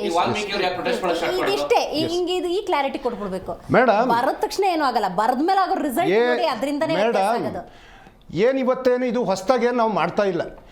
ಮೊನ್ನೆ ನಾವೇನು ಕಾಂತರಾಜು ಆಯೋಗ ಮಾಡಿದ್ವಿ, ಕಾಂತರಾಜು ಆಯೋಗದಲ್ಲೂ ಇದೇ ಪ್ರಶ್ನೆಗಳು, ಇದೇ ಜಾತಿಗಳು, ಇದೇ ಉಪಜಾತಿ ಕಾಲಂಗಳು ಪ್ರತಿಯೊಂದು ಇತ್ತು. ಅದೇ ವರದಿಗೆ ಆಕ್ಷೇಪ ಬಂದಿದೆ. ಒಂದು ಅಂತ ಏನಾದರೂ ಸಮಸ್ಯೆ ಮತ್ತಿನ್ನೊಂದಿತ್ತು ಅಂದರೆ ಜಯಪ್ರಕಾಶ್ ಹೆಗಡೆ ಅವರ ಏನು ಆಯೋಗವನ್ನ 20ರಲ್ಲಿ ಮಾಡಿದ್ರಲ್ಲ, ಇವ್ರಿಗೆ ಅವಾಗ ತರ್ಕನೂ ಇಲ್ಲ, ಚಕರ್ನೂ ಇಲ್ಲ, ವಿಚಾರನೂ ಇಲ್ಲ, ಒಡೆದೂ ಇಲ್ಲ, ಒಡಿದನೂ ಇಲ್ಲ, ಅನೇಕ ಪ್ರಶ್ನೆಗಳು ಅವತ್ತು ಬರಲಿಲ್ಲ. ಒಟ್ಟಾರೆಯಾಗಿ ಒಂದು ಒಳ್ಳೆ ಕೆಲಸವನ್ನ ಮಾಡಲಿಕ್ಕೂ ಆಗೋದಿಲ್ಲ, ಇನ್ನೊಬ್ರು ಮಾಡುವಾಗ ಅದನ್ನ ವಿರೋಧ ಮಾಡೋದೇ ನಾವು ವಿರೋಧ ಪಕ್ಷದ ಕರ್ತವ್ಯ, ಆದ್ಯ ಹಕ್ಕು ಅನ್ನೋ ರೀತಿಯಲ್ಲಿ ಅವರಿದ್ದಾರೆ. ಏನು ಮಾಡ್ಲಿಕ್ಕೆ ಆಗೋದಿಲ್ಲ. ಸ್ಟಿಕ್ಕರ್ ಹಾಕಿರೋ ವಿಚಾರವನ್ನು ಬಂತು ಮೇಡಮ್, ಅದೊಂದು ಅವೇರ್ನೆಸ್ಸು. ನಾನು ವೆರಿ ಸಿಂಪಲ್ ಆಗಿ ಹೇಳ್ಬೇಕಂದ್ರೆ ನಮ್ದೊಂಥರ ಮಡಿವಂತರು ದೇಶ. ಜನರಲಿ ಹೇಳ್ಬೇಕಂದ್ರೆ ಮಡಿವಂತರು ಥಿಂಕಿಂಗು. ಯಾವ ವಿಚಾರಕ್ಕೆ ಅಂತ ಹೇಳ್ತೀನಿ, ಇದರಲ್ಲಿ ನಾನು ಯಾವುದು ಧರ್ಮ ಜಾತಿ ವಿಚಾರ ಬಿಟ್ಟು ಹೇಳ್ತಾ ಇರೋದು ನಾನು. ಅಂದರೆ HIV ಅಂತ ಒಂದು ಕಾಯಿಲೆ ಬಂದಿತ್ತು. ಆ ಒಂದು ನನಗಿನ್ನ ನೆನಪಿದೆ, ನಾವೆಲ್ಲ ಚಿಕ್ಕ ಮಕ್ಕಳು ಬಸ್ ಸ್ಟ್ಯಾಂಡ್ಗಳಲ್ಲಿ, ಆಸ್ಪತ್ರೆಗಳಲ್ಲಿ, ಅಥವಾ ಮೇಯ್ನಾಗಿ ಬಸ್ ಸ್ಟ್ಯಾಂಡು, ಆಸ್ಪತ್ರೆ, ಶೌಚಾಲಯಗಳಲ್ಲಿ ಕಾಂಡಮ್ಗಳನ್ನಿಡೋರು. ನಾ ಪ್ರಾಕ್ಟಿಕಲ್ ಮಾತಾಡ್ತಾ ಇದ್ದೀನಿ. ಅಂದರೆ ಆ ಕಾಯಿಲೆ ಬಗ್ಗೆ ಈ ದೇಶಕ್ಕೆ ಗೊತ್ತಿರಲಿಲ್ಲ. ಮತ್ತೆ ಬರ್ದಿರೋರು, ಈ ಒಂದು ಮಾರಕ ಕಾಯಿಲೆ ಈ ದೇಶಕ್ಕೆ ಬಂದಿದೆ, ದಯವಿಟ್ಟು ಈ ರೀತಿ ಸುರಕ್ಷತಾ ಕ್ರಮಗಳನ್ನ, ಶೇವಿಂಗ್ ಮಾಡಿಸ್ಬೇಕಾದ್ರೆ ಬ್ಲೇಡ್ನ ಒಂದನ್ನೇ ಬಳಸಬೇಡಿ, ಈ ರೀತಿಯ ಅವೇರ್ನೆಸ್ ಅಂತ ಹೇಳ್ತಾರೆ. ಹಂಗಂತೇಳಿ ಎಲ್ಲರಿಗೂ HIV ಬಂದಿದೆ ಅಂತ ಅಲ್ಲ, ಈ ಕಾಯಿಲೆ ಈ ದೇಶದಿಂದ ಕಿತ್ತು ಹಾಕಬೇಕು ಅನ್ನುವಂಥದ್ದು. ಮೇಡಮ್, ಯಾಕೆಂದ್ರೆ ನಾವು ರೋಗಗ್ರಸ್ತ ಮನಸ್ಥಿತಿಯಲ್ಲಿ ಯೋಚನೆ ಮಾಡಿದ್ರೆ ಎಲ್ಲದೂ ಕಾಯಿಲೆ ಕಾಣಿಸ್ತದೆ. ಸ್ವಲ್ಪ ಹೊರಗಡೆ ಬನ್ನಿ, ಮನೆಗೆ ಒಂದು ಸ್ಟಿಕ್ಕರ್ ಹಾಕಿದೀವಿ, ಇಟ್ ಈಸ್ ಎ ಅವೇರ್ನೆಸ್. ನನ್ನ ಮನೆಗೆ ಆಗ್ತಾಗ ನಾನೇನು ಇರಲಿಲ್ಲ, ನಾವು ಹೋಗಿ ನೋಡಿದ ತಕ್ಷಣ ಈ ಥರದೊಂದು ಅವೇರ್ನೆಸ್ ಸರ್ವೆಗೆ ಬರ್ತಾರೆ. ಬಂದಾಗ ನಾವು ಈ ರೀತಿಯೆಲ್ಲ ಉತ್ತರ ಕೊಡಬೇಕು. ಅಲ್ಲೊಂದು ನಂಬರು ಇದೆ. ಉದಾಹರಣೆ, ನಾನು ಇಲ್ಲ ಅಂದರೆ ಆನ್ಲೈನಲ್ಲೋ ಅಥವಾ ಫೋನ್ ಕಾಲ್ ಮೂಲಕನೂ ನಾವು ಅದನ್ನು ಫಿಲ್ಅಪ್ ಮಾಡ್ಬೋದು. It's a practical thing. ಶಿಕ್ಷಕರನ್ನ ನಾವು ಉಚಿತವಾಗಿ ಅವರಿಂದ ದುಡಿಸ್ಕೊಳ್ತಾ ಇಲ್ಲ ಮೇಡಮ್, ಹಾಗಾಗಬಾರ್ದು. ಯಾಕೆಂದ್ರೆ ಅವರೊಂದು ನಿಮ್ಮ ಹಳೆ ಚಾಳಿ ಬಿಟ್ಬಿಡಿ ಪ್ಲೀಸ್, ಮಧ್ಯೆ ಬಾಯಿ ಹಾಕ್ಬೇಡಿ. ಒಂದು ನಿಮಿಷ ನಿಮ್ದು ಏನೋ ಫ್ಯಾಕ್ಟ್ ಇರಲಿ ಮೇಡಮ್. ಅಲ್ಲಿಗೆ ಬರ್ತೀನಿ ದರ್ಶನ್ ಅವರೇ. ಮತ್ತೆ ನೋಡಿ, ಒಂದೊಳ್ಳೆ ಪಾಯಿಂಟ್ ಅನ್ನು ರೈಸ್ ಮಾಡಿದ್ರು ದರ್ಶನ್ ಅವರೇ. ಈಗ ನೋಡಿ, ಗಣತಿಯ ಸಂದರ್ಭದಲ್ಲಿ ಭಾಗಿಯಾಗ್ತಿರುವಂತಹ ಶಿಕ್ಷಕ ವೃಂದ ಏನಿದೆ, ಅವರನ್ನು ನಾವು ಪುಕ್ಸಟ್ಟೆ ಅಥವಾ ಯಾವುದೇ ರೀತಿಯ ರೆಮ್ಯುನರೇಷನ್ ಕೊಡದೆ ದುಡಿಸ್ಕೊಳ್ತಿಲ್ಲ. ಅವರಿಗೆ ಅಂತ ಒಂದು ಗೌರವಧನ ಖಂಡಿತವಾಗ್ಲೂ ಇರುತ್ತೆ ಅಂತ. ವಾಟ್ ಅಬೌಟ್ ಹಳೆದು 10 ವರ್ಷ ಹಿಂದಿನ ಕತೆ ಅದೇ ಪೆಂಡಿಂಗ್ ಇದ್ದಾಗ ಹೌ ಇಟ್ ಈಸ್ ಪಾಸಿಬಲ್? ಈಗ ನಂಬಿಕೆ ಯಾಕೆ, ಫ್ರಸ್ಟ್ರೇಷನ್ ಯಾಕೆ ಬರುತ್ತೆ ಗೊತ್ತಾ? ಇಷ್ಟೆಲ್ಲ ಸಂಖ್ಯೆಯಲ್ಲಿ ಭಾಗಿಯಾಗಿರುತ್ತಲ್ಲ ಶಿಕ್ಷಕ ವೃಂದ, ಕಳೆದ ಸತಿ ಮಾಡಿದ್ದೆ ಹೀಗೆ, ಈ ಸತಿ ನಾವು ಇಷ್ಟೊಂದು ಎಫರ್ಟ್ ಹಾಕ್ತಾ ಇದ್ದೀವಿ, ಅದರಲ್ಲೂ ಟೆಕ್ನಿಕಲ್ಲು, ಅದರಲ್ಲೂ ಗೌರವಧನದ ಕತೆ ಏನು ಅನ್ನುವಂಥ ಪ್ರಶ್ನೆ ಬರುತ್ತಲ್ಲ, ಡೆಫಿನೆಟ್ಲಿ ಫ್ರಸ್ಟ್ರೇಟ್ ಆಗ್ತದೆ. ಈ ಗಣತಿ ಅಥವಾ ಸಮೀಕ್ಷೆಯ ಸಂದರ್ಭದಲ್ಲಿ ಬಳಕೆ ಆಗ್ತಿರುವಂತಹ ಶಿಕ್ಷಕರ ಗೌರವಧನದ ಬಗ್ಗೆ ಮಾತಾಡ್ತಾ ಇದ್ವಿ. ಹೇಳಿ ದರ್ಶನ್ ಅವರೇ. ನಾನು ಅವರನ್ನ ದೇಶದ ಯೋಧರಿಗೆ ಸಮ ಅಂತ ಗೌರವಿಸ್ತೀನಿ. ಈ ಒಂದು ಸೇವೆ ಮಾಡ್ತಾ ಇರೋ ಕಾರಣಕ್ಕೋಸ್ಕರ ಈ ದೇಶಕ್ಕೆ ಸೈನಿಕ ಎಷ್ಟು ಮುಖ್ಯನೋ, ಶಿಕ್ಷಕನೂ ಅಷ್ಟೇ ಮುಖ್ಯ, ರೈತನೂ ಅಷ್ಟೇ ಮುಖ್ಯ. ಆ ಶಿಕ್ಷಕರು ತಮ್ಮ ಒಂದು ರಜೆಯ ಅವಧಿನಲ್ಲಿ ದೇಶ ಸೇವೆ, ನಾಡಿನ ಸೇವೆಗೆ ಪಣ ತೊಟ್ಟು ನಿಂತಿರ್ತಕ್ಕಂಥದ್ದು. ಕೆಲವೊಂದು ಕಡೆ ಚಿಕ್ಕ ಪುಟ್ಟ ವಿರೋಧಗಳಿದ್ರೂ ಸಮೇತ ನಮ್ಮ ಶಿಕ್ಷಕರಿಗೆ ಗೊತ್ತು, ನಾಳೆ ದಿನ ಶಾಲೆಗಳು ಶುರುವಾದಾಗ ಮಕ್ಕಳ ಭವಿಷ್ಯಕ್ಕೂ ತೊಂದರೆ ಆಗ್ತಾರೆ, ಅಷ್ಟು ಹೃದಯಪೂರ್ವಕವಾಗಿ ಅವರು ಕೆಲಸ ಮಾಡ್ತಾ ಇದ್ದಾರೆ. ಅವರಿಗೆ 20,000 ರೂಪಾಯಿ ಗೌರವಧನವನ್ನ, ಏನು ನಾವು 420 ಕೋಟಿ ರೂಪಾಯಿನ ಇಟ್ಟಿದ್ದೀವಿ, ಅದರಲ್ಲಿ 325 ಕೋಟಿ ರೂಪಾಯಿ ಇವರ ಗೌರವಧನಕ್ಕೆ ಹೋಗ್ತಾ ಇದೆ ಮೇಡಮ್. ಜೊತೆಗೆ ನೀವು ಹಳೆ ಡೇಟಾ ಅಂತೆಲ್ಲ ಕೇಳಿದ್ರಿ ಮೇಡಮ್. ಕಾಂತರಾಜು ವರದಿಯನ್ನ ನಾವು ಅದಕ್ಕೂ ಬಿಫೋರ್ 2004ರಲ್ಲಿ ಸದಾಶಿವಯ್ಯ ಅವ್ರದ್ದೊಂದು ವರದಿ ಬಂತು, ಕುಮಾರಸ್ವಾಮಿ ಅವರ ಅನುಷ್ಠಾನಕ್ಕೆ ತರಲಿಲ್ಲ. ಆಮೇಲೆ ಯಡಿಯೂರಪ್ಪನವ್ರು ಬಂದರು, ಯಾರು ಸದಾನಂದ ಗೌಡರು ಬಂದರು, ಜಗದೀಶ್ ಶೆಟ್ಟರು ಬಂದರು, ಆಗಲಿಲ್ಲ. ಕಾಂತರಾಜು ಅವ್ರದ್ದು 2015ರಲ್ಲಿ ನಾವು ವರದಿ ಮಾಡಿದ್ವಿ, ಆದರೆ ನಮ್ಮ ಸರ್ಕಾರ ಬಿದ್ದೋಯ್ತು. ಕುಮಾರಸ್ವಾಮಿ ಅವ್ರಿಗೊಂದು ಅವಕಾಶ ಇತ್ತು, ಯಡಿಯೂರಪ್ಪನವ್ರಿಗೂ ಅವಕಾಶ ಇತ್ತು. ಅದಾದ್ಮೇಲೆ ಬೊಮ್ಮಾಯಿ ಅವರು ಅದಕ್ಕೋಸ್ಕರನೇ ಯಾರ್ದು ಜಯಪ್ರಕಾಶ್ ಹೆಗಡೆ ಅವ್ರು ಮಾಡಿದ್ರು. ಆಯಿತು, ನಿಮ್ಮ ವರದಿ ಅವ್ರು ಸಲ್ಲಿಕೆ ಆದಮೇಲೆ ನಾವು ಖಂಡಿತ ಅನುಷ್ಠಾನಕ್ಕೆ ತರ್ತೀವಿ ಅಂದ್ವಿ. ಅದು ಸೋರಿಕೆ ಆಗಿದೆ, ಅದರಲ್ಲಿ ಲೆಕ್ಕ ಇಲ್ಲ, ಅಲ್ಲಿ ಗಣತಿ ಸರಿಯಾಗಿಲ್ಲ, ತಪ್ಪಿಲ್ಲ, ನೀವು ಇದನ್ನ ಮಾಡಬೇಡಿ. ಆಮೇಲೆ ನಾವು ಯೋಚನೆ ಮಾಡಿದ್ವಿ, 10 ವರ್ಷ ಹಿಂದಿನ ನಿಮ್ಮ ದಿವ್ಯಶ್ರೀ ಮೇಡಮ್ ಅವರ ಆದಾಯ ಮೇ ಬಿ 10,000 ರೂಪಾಯಿ ಇರ್ಬೋದು, ಇವತ್ತು ನಿಮಗೆ ಸಂಬಳ 2 ಲಕ್ಷ ರೂಪಾಯಿ ಇರ್ಬೋದು, ಐ ಡೋಂಟ್ ನೋ. ಬಟ್ ಅವತ್ತಿನ ನಿಮ್ಮ ಬದುಕಿಗೂ ಇವತ್ತಿನ ಬದುಕಿಗೂ ಬಹಳ. 10 ವರ್ಷದಿಂದ ನೀವು 10ನೇ ಕ್ಲಾಸ್ ಹುಡುಗಿನೇ ಆಗಿರ್ಬೋದು, ಇವತ್ತು ನಿಮಗೆ ಮದುವೆ ಆಗಿ 2 ಮಕ್ಕಳು ಇರ್ಬೋದು. ನೋಡಿ, ಕುಟುಂಬದಲ್ಲಿ 4 ಜನ ಆಗಿರ್ತೀರ. ಪ್ರಾಕ್ಟಿಕಲಿ ವಿಲ್ ಥಿಂಕ್, ನನ್ನ ಮನೇಲಿ ಅವತ್ತು ಒಂದು ಹಸು ಇರ್ಬೋದು, ಇವತ್ತು ನನ್ನ ಮನೇಲಿ 10 ಹಸುಗಳು ಇರ್ಬೋದು. ಸಿ, ಇವೆಲ್ಲ ಬದುಕು. 10 ವರ್ಷ ಅಂದ್ರೆ 15ಕ್ಕೂ 25ಕ್ಕೂ there are lot of difference. ಮತ್ತೆ ಆಯ್ತು, ಹಿಂದೆ ಒಂದು ವರದಿ ಬಂದಿತ್ತು, ನೀವು ಮಾಡಲಿಲ್ಲ, ಗೌರವಧನದ ಹೇಳಿಲ್ಲ ನೀವು. ಹೇಳಿದ್ನಲ್ಲ 20,000 ರೂಪಾಯಿ ಮೇಡಮ್. ಅಲ್ಲ, ಹೌದು, ತಲುಪಿದೆಯಲ್ಲ ಕಳಸತಿದು. ಖಂಡಿತ ಇಲ್ಲ. ಖಂಡಿತ Challenge ಮಾಡ್ತೀನಿ. ಮೇಡಮ್ ಶಿಕ್ಷಕರಿಗೆ ಹೋಗ್ತದೆ. ಆಮೇಲೆ ಇನ್ನೊಂದು ಇಂಪಾರ್ಟೆಂಟ್ ಪ್ರಶ್ನೆ ಇವ್ರು ಕೇಳಿದ್ರು, ನಾನು ಮುಗಿಸ್ತೀನಿ ಒಂದು ನಿಮಿಷ. ಯಾವುದು ನೀವು ಏನು ಬೇರೆ ಕಂಪ್ನಿಗಳನ್ನ ಎಂಪ್ಲಾಯೀಸ್ನೆಲ್ಲ ತಗೊಂಡು ಮಾಡಬೇಕು ಅಂತೇಳಿ. ಮೇಡಮ್ ಟೀಚರ್ಸ್ಗಳು ಆಲ್ಮೋಸ್ಟ್ ಆಲ್ ಸೆನ್ಸಸ್ ಎಲ್ಲ ಮಾಡುವಂಥದ್ದು ಪ್ರತಿಯೊಂದರಲ್ಲೂ ಅವರು ಪರಿಣಿತರು, ಮತ್ತು ಬಹಳ ತಾಳ್ಮೆಯಿಂದ ಏನು ಕೆಲಸವನ್ನು ಕೊಟ್ಟಿರ್ತೀವಿ ನಿಷ್ಠೆಯಿಂದ ಮುಗಿಸುವಂತಹ ಚಾಕಚಕ್ಯತೆ ಅವರಿಗಿದೆ. ಖಂಡಿತವಾಗ್ಲೂ ಸರ್ವೆಯನ್ನು ನಾವು ಕಂಪ್ಲೀಟ್ ಮಾಡೇ ಮಾಡ್ತೀವಿ. ಅನಾವಶ್ಯಕ ಯಾವುದಾದ್ರೂ ಒಂದು ಚರ್ಚೆಗೋಸ್ಕರ ಅಥವಾ ವಿರೋಧ ನೋಡೋಣ, ನೀವು ಕರೀರಿ. ನಂಗೆ ಇನ್ನೊಂದು ಪ್ರಶ್ನೆಗೆ ಉತ್ತರ ಬೇಕು, ಬರ್ತೀನಿ ನಾನು. ಅದಕ್ಕೂ ಮುಂಚೆ ರಿಷಿಕ್ ಅವ್ರು ನೀವು ಹೇಳ್ಬೇಕು, ಕಳಸತಿ ಗೌರವಧನದ್ದು ಈ ಸತಿ ಯಾಕೆ ಈ ಮಟ್ಟಿಗೆ ಫ್ರಸ್ಟ್ರೇಟ್ ಆಗಿದ್ದಾರೆ ಅಂತ. ಮೇಡಮ್ ಅವ್ರು ಹೇಳಿದ್ರು ಅವ್ರಿಗೆ ಗೌರವ ಕೊಡ್ತಾ ಇದೀವಿ, ಅವರ ಆರ್ಮಿ ಮತ್ತೊಂದು ಇತ್ತೊಂದು ಅಂತೆಲ್ಲ ಹೇಳಿದ್ರು. ಲಾಸ್ಟ್ ಟೈಮ್ ಇವ್ರು ಏನು ಮಾಡಿಸಿದಾರಲ್ಲ ಕೆಲಸಗಳು, ಅದರದ್ದೇ ಇವತ್ತವರೆಗೂ ಇನ್ನೂ ಪೆಂಡಿಂಗ್ ಇದೆ, ಡ್ಯೂವಲ್ ಇದೆ, ಅದನ್ನೇ ಇನ್ನೂ ಕ್ಲಿಯರ್ ಮಾಡಿಲ್ಲ ಅವರು. 120 ಕೋಟಿ ಲಾಸ್ಟ್ ಟೈಮ್ ಸರ್ವೆ ಆಯಿತು ಅಂತ ಹೇಳಿದ್ರು. ಇನ್ಫ್ಲೇಷನ್ ಎಷ್ಟಾಗೋಯ್ತು? 420 crores ಬೇಕಾಗಿತ್ತು ಈ ಸತಿ. ಆ ನಂಬರ್ ನೋಡಿ ಚೆನ್ನಾಗಿದೆ, 420 crores ಪ್ಲಸ್ 200 crores ನಿಮಗೆ ಇದು ಸಾಫ್ಟ್ವೇರ್ದು. ಇವರು ದಿನ ಬೆಳಗ್ಗೆ ಇದ್ರೆ ನಾವು 15 ದಿವಸದಲ್ಲಿ ಅವ್ರನ್ನ 10 ಮನೆ ಟಾರ್ಗೆಟ್ ಕೊಡ್ತೀವಿ, ಒಂದು ದಿವಸದಲ್ಲಿ 14 ಮನೆ 15 ದಿವಸದಲ್ಲಿ ಮುಗಿಸ್ಬಿಡ್ತೀವಿ ಅಂತ ಹೇಳಿದ್ರು. ನಾನು ಓಪನ್ ಚಾಲೆಂಜ್ ಇವತ್ತು ಬೇಕಾದ್ರೆ ಆನ್ ದ ರೆಕಾರ್ಡ್ ಅವ್ರು ಮಾರ್ಕ್ ಮಾಡ್ಕೊಳ್ಳಿ. ಒಂದು ಕ್ವಶನೇರ್ ನೀವು ಕಂಪ್ಲೀಟ್ ಮಾಡಬೇಕು, 60 ಕ್ವಶನ್ ಅಂತಂದ್ರೆ ನಿಮಗೆ ಬರೀ ಅರ್ಧ ಸೆಕೆಂಡ್ ಅಥವಾ ಒಂದೊಂದು ಸೆಕೆಂಡ್ ನೀವು ಕ್ವಶನ್ನ ಟ್ರಾಲ್ ಮಾಡಿ ಅದಕ್ಕೆ OTP ಕೊಟ್ಟು ಎಲ್ಲ ಬರಬೇಕು ಅಂತ ಹೇಳಿದ್ರೆ ಒಂದು ಸರ್ವೆ ನೀವು ಮುಗಿಸ್ಬೇಕು ಕಂಪ್ಲೀಟ್ ಆಗಿ. OTP ಬಂದು ವೆರಿಫೈಡ್ ಇಟ್ ಸಕ್ಸಸ್ಫುಲಿ ಡನ್ ಅನ್ಬೇಕು ಅಂದ್ರೆ ನಿಮಗೆ ಮಿನಿಮಮ್ 2 ರಿಂದ 3 ಗಂಟೆ ಬೇಕಾಗುತ್ತೆ. 2 ರಿಂದ 3 ಗಂಟೆ. ಇದರಲ್ಲಿ ಅವರು ಒಂದು ಮನೆಯಿಂದ ಇನ್ನೊಂದು ಮನೆಗೆ ಹೋಗುವಂತ ಟೈಮ್ ಏನಿರ್ಬೋದು, ಆಮೇಲೆ ಎಲ್ಲ ನೀವು ಇದು ಕೆಲವೊಂದು ಅಬ್ಸರ್ವ್ ಮಾಡಿದ್ರೆ ಅಂಗವಿಕಲರು, ಫಿಸಿಕಲಿ ಚಾಲೆಂಜ್ಡ್ ಇಂಥವ್ರನ್ನೆಲ್ಲ ಫೋರ್ಸ್ಫುಲಿ ತಗೊಂಡಿದ್ದಾರೆ ಇದಕ್ಕೆ. Forcefully I can show you on the records with proof. Forcefully they've taken. ಏನಕ್ಕೆ? ನಂಬರ್ಸ್ ತೋರ್ಸಕ್ಕೆ. ಏನಂತ 1 ಲಕ್ಷದ ಎಷ್ಟೋ ಚಿಲ್ಲರೆ ನಾವು ಇಷ್ಟು ಜನನ ತಗೊಂಡ್ಬಿಟ್ಟಿದೀವಿ. ಕಳಸತಿ ಕೂಡ ಇದೇ ಆರೋಪ ಇದ್ದಿದ್ದು, ಎಲ್ರೂ ರೀಚ್ ಮಾಡಕ್ ಆಗ್ಲಿಲ್ಲ. ಒಂದು ಶಾಲೆಯಲ್ಲಿ ಕುತ್ಕೊಂಡು ಎಲ್ಲ ತಾವೇ ಸಿಬ್ಬಂದಿನೇ ಫಿಲ್ ಮಾಡ್ಬಿಟ್ರು. ಈ ಟೈಮ್ ಅದಕ್ಕಿಂತ ಈಸಿ ಆಗುತ್ತೆ. ಈ ಟೈಮ್ ಅದಕ್ಕಿಂತ ಈಸಿ ಆಗಿ ನಿಮಗೆ. It is just A scroll down button ಅಷ್ಟೇ. ನಿಮಗೆ ಸ್ವಲ್ಪ ಟೆಕ್ನಿಕಲಿ ಯಾರಾದ್ರೂ ಬೇಸಿಕ್ ABCD ಇವತ್ತಿನ ದಿವಸ 10ನೇ ಕ್ಲಾಸ್ ಓದಿರೋನ್ಗೂ ಗೊತ್ತಾಗುತ್ತೆ. ನಿಮ್ಗೆ ಇದು ಏನು ಇಲ್ಲ, ಎಕ್ಸೆಲ್ ಶೀಟ್ ಅಷ್ಟೇ. ನಿಮಗೆ you can duplicate any time. ಇದು ಅಥೆಂಟಿಕೇಶನ್ ಹೆಂಗಾಗುತ್ತೆ ನಿಮಗೆ? ಇನ್ನೊಂದು ಭಾಗ ನೋಡೋಣ. ಇವರು ಜಾತಿ ಗಣತಿ ಮಾಡ್ತಿಲ್ಲ, ಒಂದು ಕ್ಲಾರಿಟಿ ತಗೋಣ. ನೀವು ಲಿಂಕ್ ಮಾಡಬೇಡಿ. ಇವ್ರದ್ದು ಸಾಮಾಜಿಕ ಆರ್ಥಿಕ ಶೈಕ್ಷಣಿಕ ಸಮೀಕ್ಷೆ. ನೀವು ಏನೋ ದೇಶದ ಪ್ರಧಾನಿ ನರೇಂದ್ರ ಮೋದಿ ಅವರು ಅನೌನ್ಸ್ ಮಾಡಿಬಿಟ್ಟಿದ್ದಾರೆ ಮುಂದಿನ ದಿನಗಳಲ್ಲಿ ಜಾತಿ ಗಣತಿ ಮಾಡ್ತಾರೆ ಅಂಥದ್ರಲ್ಲಿ ಇವ್ರಿಗೆ ಏನಂತ ಅವಸರ ಅಂತ ಕೇಳ್ತಿರಲ್ಲ. ಅದು ಬೇರೆ ಇದು ಬೇರೆ ಅಲ್ಲ ಮೇಡಮ್. ಆಯಿತು, ಅವಸರ ಇಲ್ಲ ತಾನೆ. ಈ 15 ದಿವಸದಲ್ಲೇ ಮಾಡಬೇಕು ಅಂತ ಏನಿದೆ? ನೀವು 30 ದಿವಸ ತಗೊಂಡು ಮಾಡಿ, 60 ದಿವಸ ತಗೊಂಡು ಮಾಡಿ, ಡೀಟೇಲ್ಡ್ ಆಗಿ ಮಾಡಿ, ಕಂಪ್ಲೀಟ್ ಆಗಿ ಮಾಡಿ. ಈ 15 ದಿವಸದಲ್ಲಿ ಸರ್ವೆ ಮಾಡಿದ ತಕ್ಷಣ ನೆಕ್ಸ್ಟ್ ತಿಂಗಳಲ್ಲಿ ಸೋಷಿಯಲಿ ಎಕನಾಮಿಕಲಿ ಯಾರ್ಯಾರು ಹಿಂದೆ ಇರ್ತಾರೋ ಅವ್ರಿಗೆಲ್ಲ ತಗೊಂಡೋಗ್ಬಿಟ್ಟು ಮುಂದೆ ಕರ್ಕೊಂಡ್ಬಂದು ಕುಡಿಸ್ಬಿಡ್ತೀರಾ ನೀವು? ನಿಮ್ಮ ಕೈಲಿ ಆಗುತ್ತಾ ಅದು? ಸಿ, ಇನ್ನೊಂದು ವೆರಿ ಇಂಪಾರ್ಟೆಂಟ್ ಪಾಯಿಂಟ್ ಹೇಳ್ತೀನಿ. ಇದರಲ್ಲಿ ಇವ್ರು ಏನು ಕ್ವಶನರ್ ಸೇರಿಸಿದಾರಲ್ವಾ, ಅದಕ್ಕೆ ಕೈಪಿಡಿ ಅಂತ ಬರುತ್ತೆ ಅಲ್ವಾ? ಆ ಕೈಪಿಡಿ, ಆ ರೆಫರೆನ್ಸ್ ಬುಕ್ ಅಲ್ಲಿ ಇವ್ರು ಕೇಳಿರುವಂತ ಜಾತಿಗಳೇ ಇಲ್ಲ, ಇವ್ರು ಕೇಳಿರೋಂಥ ಇನ್ಫಾರ್ಮೇಶನ್ಸ್ಗಳೇ ಇಲ್ಲ. ಯಾವ ರೆಫರೆನ್ಸ್ ಅಲ್ಲಿ ತಗೊಂಡಿದ್ರ ನೀವು? ಸ್ವಲ್ಪ ಕಾಮನ್ ಸೆನ್ಸ್ ಬೇಡವೇನ್ರಿ? ಜನಕ್ಕೆ ಹೆಂಗ್ರಿ ಮೂರ್ಖರು ಮಾಡಕ್ ಹೋಗ್ತಾ ಇದ್ರ ನೀವು? ರೆಫರೆನ್ಸ್ ಹೆಂಗ್ ತಗೊಳ್ತೀರಾ? ಸಿ, ಒಂದು ಜವಾಬ್ದಾರಿಯುತ ಗೌರ್ಮೆಂಟ್, ಪ್ರೈವೇಟ್ ಕಂಪ್ನಿ ಅಲ್ಲ. ಪ್ರೈವೇಟ್ ಕಂಪ್ನಿ ನಾನು ರಂಗ ಸುಬ್ಬ ಏನೋ ಬರ್ಕೊಂಡ್ಬಿಡ್ತೀನಿ. ಒಂದು ಜವಾಬ್ದಾರಿ ಇರುವಂತ ಗೌರ್ಮೆಂಟ್ ಅವರು ನೀವು ಅದು ಹೆಂಗ್ರಿ ಕೊಡ್ತೀರಾ? ನೀವು ಕ್ರಿಶ್ಚಿಯನ್ ಬ್ರಾಹ್ಮಣ ಅಂತ ಹೆಂಗ್ ಕೊಟ್ಬಿಡ್ತೀರಾ? It is not there. ನಿಮಗೆ ಜಾತಿ ಅಥವಾ ಧರ್ಮ, ಈಗ ಲಿಂಗಾಯತ ವೀರಶೈವ ಮಹಾಸಭಾ ಇವು ಏನ್ ಮಾಡ್ಕೊಳ್ತಾ ಇದಾರೆ, ಅವರು ದೇ ಆರ್ ನಾಟ್ ಉಪಜಾತಿ, ಧರ್ಮನೇ ಅಂತ ಹೇಳ್ತಾ ಇದಾರೆ. ಹಿಂದೂ ಧರ್ಮ ಅಲ್ಲ, ನಮ್ದೇ ಒಂದು ಧರ್ಮ ಅಂತ ಅಂದ್ಬಿಟ್ಟು ಹೌಕಿ ನೀವು ಹಿಂಗೆ? ಈಗ ಅವ್ರ ಕ್ಲಾರಿಟಿನೇ ಇಲ್ವಲ್ಲ ಹಾಗಾದ್ರೆ. ಸೊ ಈಗ ಅವ್ರು ಏನಂತ ಬರ್ಸ್ಬೇಕು? ಅವ್ರು ಇಷ್ಟು ವರ್ಷ ಮಾಡ್ಕೊಂಡ್ ಬರ್ತಾ ಇರೋ ಹೋರಾಟನ ಇನ್ನೊಂಚೂರು ಪೆಟ್ರೋಲು ಡೀಸೆಲ್ ಸುರಿದ್ಬಿಟ್ಟು ಬೆಂಕಿ ಹಚ್ಚದ ಅವ್ರಿಗೆ? ಅದೇ ತರ ಆಗ್ತಾ ಇರೋದು. But one thing I can tell, ಇದುವರೆಗೂ ಕೂಡ ವೀರಶೈವರು ಬೇರೆ ಅಲ್ಲ, ಲಿಂಗಾಯತರು ಬೇರೆ ಅಲ್ಲ ಅನ್ನೋ ವಾತಾವರಣ ಇತ್ತು. ವಾತಾವರಣ ಇತ್ತು. ಈಗ ಏನಾಗ್ತಾ ಇದೆ ನೋಡಿ, ನೀವು ಲೀಗಲಿ ಮಾತಾಡಿದ್ರು ಮ್ಯಾಚ್ ಆಗಲ್ಲ ನಿಮಗೆ. ಲೀಗಲಿ ಮಾತಾಡಿದ್ರು ಮ್ಯಾಚ್ ಆಗಲ್ಲ, ಟೆಕ್ನಿಕಲಿ ಮಾತಾಡಿದ್ರು ಮ್ಯಾಚ್ ಆಗಲ್ಲ ನಿಮಗೆ. ಲೀಗಲಿ ಮ್ಯಾಚ್ ಆಗಲ್ಲ, ಟೆಕ್ನಿಕಲಿ ಮ್ಯಾಚ್ ಆಗಲ್ಲ, ಪ್ರಾಕ್ಟಿಕಲಿ ಮಾಡಕ್ ಆಗ್ತಾ ಇಲ್ಲ. ಏನ್ ಮಾಡಕ್ ಹೋಗ್ತಾ ಇದ್ರ ನೀವು ಹಾಗಾದ್ರೆ? What is that you are going to prove? ಹೇಳಿದ್ರೆ ನಾವೇನೋ ಸೋಷಿಯಲಿ ಎಕನಾಮಿಕಲಿ ಅವ್ರಿಗೆ ನ್ಯಾಯ ಕೊಡ್ತೀವಿ ಅಂತ ಹೇಳ್ತಾರೆ. ಆಡ್ ಆನ್ ಮಾಡ್ತೀನಿ ದರ್ಶನ್ ಅವರೀಗ. ನೀವು ಘಂಟಾಘೋಷವಾಗಿ ನಿಮ್ಮ ಕಾಂಗ್ರೆಸ್ನ ಯಾವುದೇ ವಕ್ತಾರರನ್ನು ಕರೆದ್ರು ಕೂಡ, ನಾಯಕರನ್ನು ಕೇಳಿದ್ರು ಕೂಡ ಅವರೆಲ್ಲ ಹೇಳ್ತಿರೋದು ಒಂದೇ, ನಾವು ಜಾತಿ ಗಣತಿ ಮಾಡ್ತಾ ಇಲ್ಲ, ನಾವು ಮಾಡ್ತಿರೋದೇ ಸಾಮಾಜಿಕ ಆರ್ಥಿಕ ಶೈಕ್ಷಣಿಕ ಸಮೀಕ್ಷೆ. ನಿಮಗೆ ಜಾತಿ ಕಾಲಮ್ ಯಾಕೆ ಬೇಕು? ಯಾವುದೇ ಮನುಷ್ಯನ ಮೇಲೆ ಒಂದು ಜಾತಿ ಇದೆಯಲ್ವಾ, ಬೇಡ, ಧರ್ಮ ಇದೆಯಲ್ವಾ, ಬೇಡ, ಪ್ರಶ್ನೆಗಳಷ್ಟೇ. ಬೇಡ, ಇಟ್ಕೊಂಡು ಏನ್ ಮಾಡ್ತೀರಾ? What next? ಆಯ್ತು ಮೇಡಮ್, ಅಲ್ಲಿ ನಿಮ್ಗೆ ಇವೆರಡೇನೆ ಯಾಕೆ ಕಾಣಿಸ್ತಾ ಇದಾವೆ? ಅಲ್ಲಿ 60 ಪ್ರಶ್ನೆಗಳಿದಾವೆ, ಅದ್ರಲ್ಲಿ ಇದು ಅಡಕಾಗಿದೆ. ನನ್ನ ಹೆಸರು ಕೇಳಿದ್ರೆ ಬಗ್ಗೆನೂ ಆಕ್ಷೇಪ ಇಲ್ಲ, ಗೊಂದಲ ಇಲ್ಲ. ನೋಡಿ ನೋಡಿ ಅಲ್ಲ ಅಲ್ಲ ಅಲ್ಲ ಇಲ್ಲಿ ನೋಡಿ I have so many question. ನೋಡಿ ಮನೆಯಲ್ಲಿ ಎಷ್ಟು ಕೊಠಡಿಗಳಿವೆ, ನನಗೇನು ಆಕ್ಷೇಪ ಬರಲ್ಲ. ಅಯ್ಯೋ 2 ಇದೆ 3 ಇದೆ ಹೇಳ್ತೀವಿ.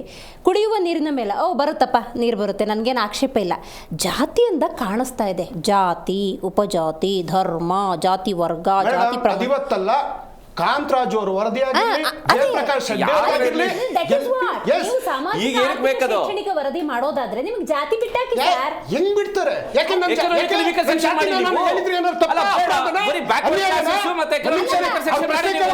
ಉತ್ತರ ಕೊಡಕ್ಕೂ ಬಿಡಲ್ಲ. ಜಾತಿ ಗಣತಿ ಮಾಡೋದಕ್ಕೆ ಸೆಂಟ್ರಲ್ ಗವರ್ಮೆಂಟ್ ಇದೆ. ಜಾತಿ ಗಣತಿ ಮಾಡೋದಕ್ಕೆ ಸೆಂಟ್ರಲ್ ಗವರ್ಮೆಂಟ್ ಇದೆ. Why you people are taking madam it is ಸಮೀಕ್ಷೆನಲ್ಲಿ ಅದು ಆಯೋಗ ನೋಡಿ ಕೇಳಿ ಮಾಡಿ ಶೈಕ್ಷಣಿಕವಾಗಿ ಮಾಡಿ ಬೇರೆ ಇದೆ ಮೇಡಮ್. ಚಾಲೆಂಜ್ ಇದು ಒಂದು ಇಂಡಿಪೆಂಡೆಂಟ್ ಬಾಡಿ. ಏನು ಮಧುಸೂದನ್ ನಾಯ್ಕ ಅವರ ಆಯೋಗ ಇದೆಯಲ್ಲ, ಇಟ್ಸ್ ಇಂಡಿಪೆಂಡೆಂಟ್ ಬಾಡಿ. ಆಯ್ತು, ಇಷ್ಟೆಲ್ಲ ತರ್ಕ ಚರ್ಚೆ ಎಲ್ಲ ಇದೆಯಲ್ಲ, ಮೊನ್ನೆ ಬಂದವರು ತುಟ್ಟಿಕ್ ಪಿಟ್ಟಿ ಕಲ್ಲಿಲ್ಲ ಕುಮಾರಣ್ಣ, ಆರ್ ಅಶೋಕ್ ಅವರು, ಅಶ್ವಥ್ ನಾರಾಯಣ ಅವರು, ಇವರಿಗಂತ ವಿರೋಧ ಇದ್ದೀರಿ, ಯಾಕೆ ಬಂದು ಕೂತ್ರು? ಅವ್ರುಗಳೇ ನಮ್ಮ ಜಾತಿ ಇದನ್ನೇ ಹಾಕಿ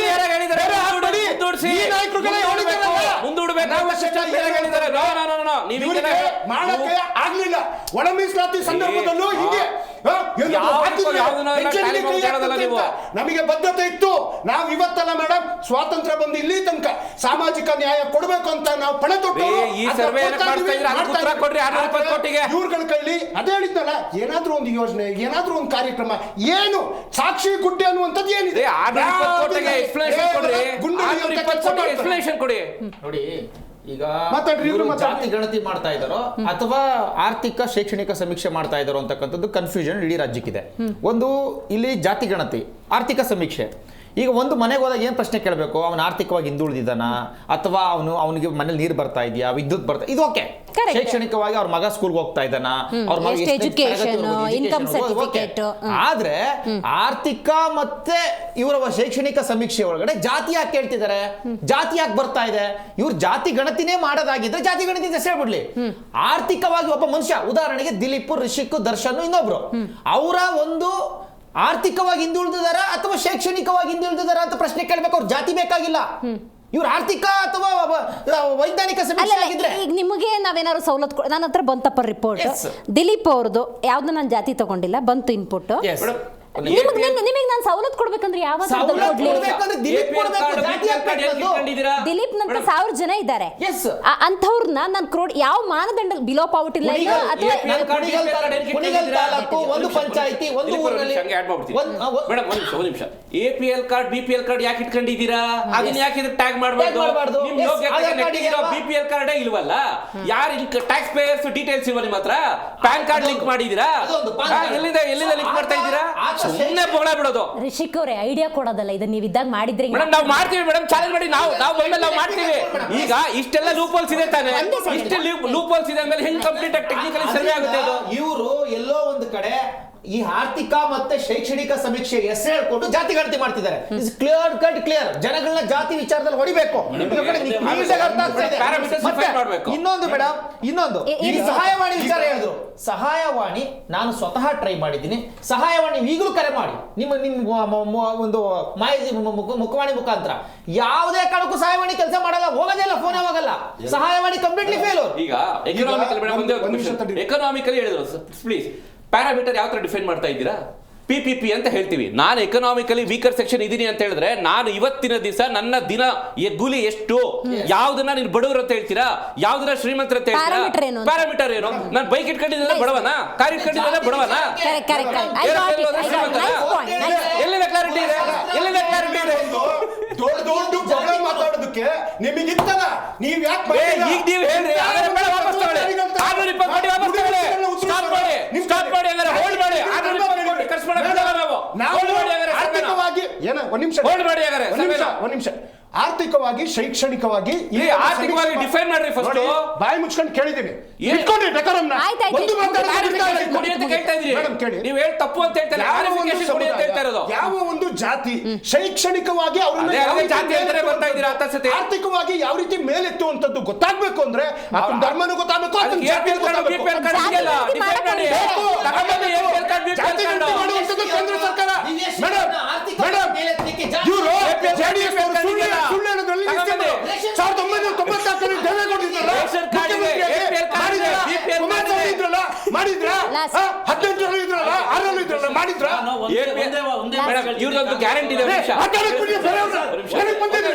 ಬೇರೆಯವ್ರನ್ನ ಮಾತಾಡಕ್ ಬಿಡಿ. Last point. ಎಲ್ಲರೂ ಮಾತು ಮಾತೇ ಬರ್ತಾರೆ. ಈಗ ಮೇಡಮ್, ಗ್ಯಾರಂಟಿ ಮಾತಾಡಿ ಇವ್ರು. ಮೇಡಮ್, ಮಾತಾಡಿ ಇವ್ರು. ಒಂದೇ ನೀವು ಮಾತಾಡೋದು ನಮಗೆ ಮಾತಾಡೋದು ಹಿಂದುಳಿದಿರೋ ಜನಕ್ಕೆ ಸರ್ಕಾರ ಇವತ್ತು ಏನಾದ್ರು ಅವ್ರಿಗೆ ಮೇಲೆತ್ತಂತ ಕೆಲಸ ಮಾಡಿದ್ಯಾ ಅದನ್ನ ಕೇಳ್ತಿದ್ದೀನಿ ನಾನು. ಜಾತಿ ಜೊತೆ ಜಾತಿ ಮಾಡಿ ತೊಂದರೆ ಇಲ್ಲ ನಮಗೆ. ಶೈಕ್ಷಣಿಕವಾಗಿ ಅಂತ ಹೇಳಿದ್ರು. ಶೈಕ್ಷಣಿಕವಾಗಿ ಅಂತ ಹೇಳಿದ್ರು. ಇವ್ರದೇ ಒಂದು ಟೋಪಿ ಹಾಕೋ ಗ್ಯಾರಂಟಿ ಇದೆಯಲ್ಲ ಯುವನಿಧಿ, ಅದರಲ್ಲಿ ಡೇಟಾ ಇಲ್ವಾ? ಇನ್ನು ಡೇಟಾ ಇಲ್ವಾ ನಿಮಗೆ? ಶೈಕ್ಷಣಿಕವಾಗಿ ನಿಮ್ಗೆ ಇಲ್ವಾ? ಎಷ್ಟು ಜನ ಡಿಗ್ರಿ ಹೋಲ್ಡರ್ಸ್ ಇದ್ದಾರೆ? ಎಷ್ಟು ಜನ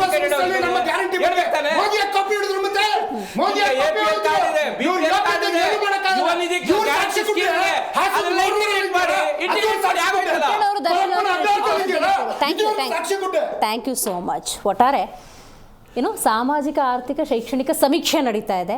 ಈ ಸಮೀಕ್ಷೆ ಸರಿಯಾಗಿ ಆಗಬೇಕು ಅನ್ನುವಂತಹ ಸದುದ್ದೇಶದಲ್ಲಿ ಮಾಡಬೇಕಾಗಿದೆ. ಬಟ್ ಟೆಕ್ನಿಕಲಿ ಒಂದಷ್ಟು ಸಮಸ್ಯೆ ಇದೆ. ಸಿಬ್ಬಂದಿ ಅಲ್ಲಲ್ಲಿ ತಮ್ಮ ಅಸಮಾಧಾನವನ್ನು ತೋಡ್ಕೊಂಡಿದ್ದಾರೆ. ಪೂರ್ವ ತಯಾರಿ ಸರಿಯಾಗಿದ್ದಿದ್ರೆ ಈ ರೀತಿ ಆಗ್ತಿರ್ಲಿಲ್ಲ. ಯಾಕಂದರೆ 7ನೇ ತಾರೀಕು ಒಳಗೆ ಕಂಪ್ಲೀಟ್ ಮಾಡಬೇಕು. ಆ ಲಕ್ಷಣಗಳೇನು ಕಾಣ್ತಾ ಇಲ್ಲ. ಹಾಗಾಗಿ ಇದೇನಾದರೂ ಎಕ್ಸ್ಟೆಂಡ್ ಆಗುತ್ತಾ, ಗಣತಿ ಸರಿಯಾಗುತ್ತಾ, ಗಣತಿ ಬಂದ ಮೇಲೆ ಇದು ಸರಿಯಾಗಿಲ್ಲ, ನಮ್ಮ ಮನೆಗೆ ಬಂದಿಲ್ಲ, ನನ್ನ ಇನ್ಪುಟ್ಸ್ ತೊಗೊಂಡಿಲ್ಲ ಅನ್ನುವಂಥ ಮತ್ತೊಂದು ಆಕ್ರೋಶ ಭುಗಿಲು ಹೇಳುತ್ತೋ. ಕಾದು ನೋಡೋಣ ಅಂತ ಹೇಳ್ತೇವೆ. ಇವತ್ತಿನ ಕಾರ್ಯಕ್ರಮವನ್ನು ಮುಗಿಸೋಣ. ನೋಡ್ತಾ ಇರಿ ಜೀ ಕನ್ನಡ ನ್ಯೂಸ್, ಸತ್ಯವೇ ಸುದ್ದಿಯ ಜೀವಾಳ.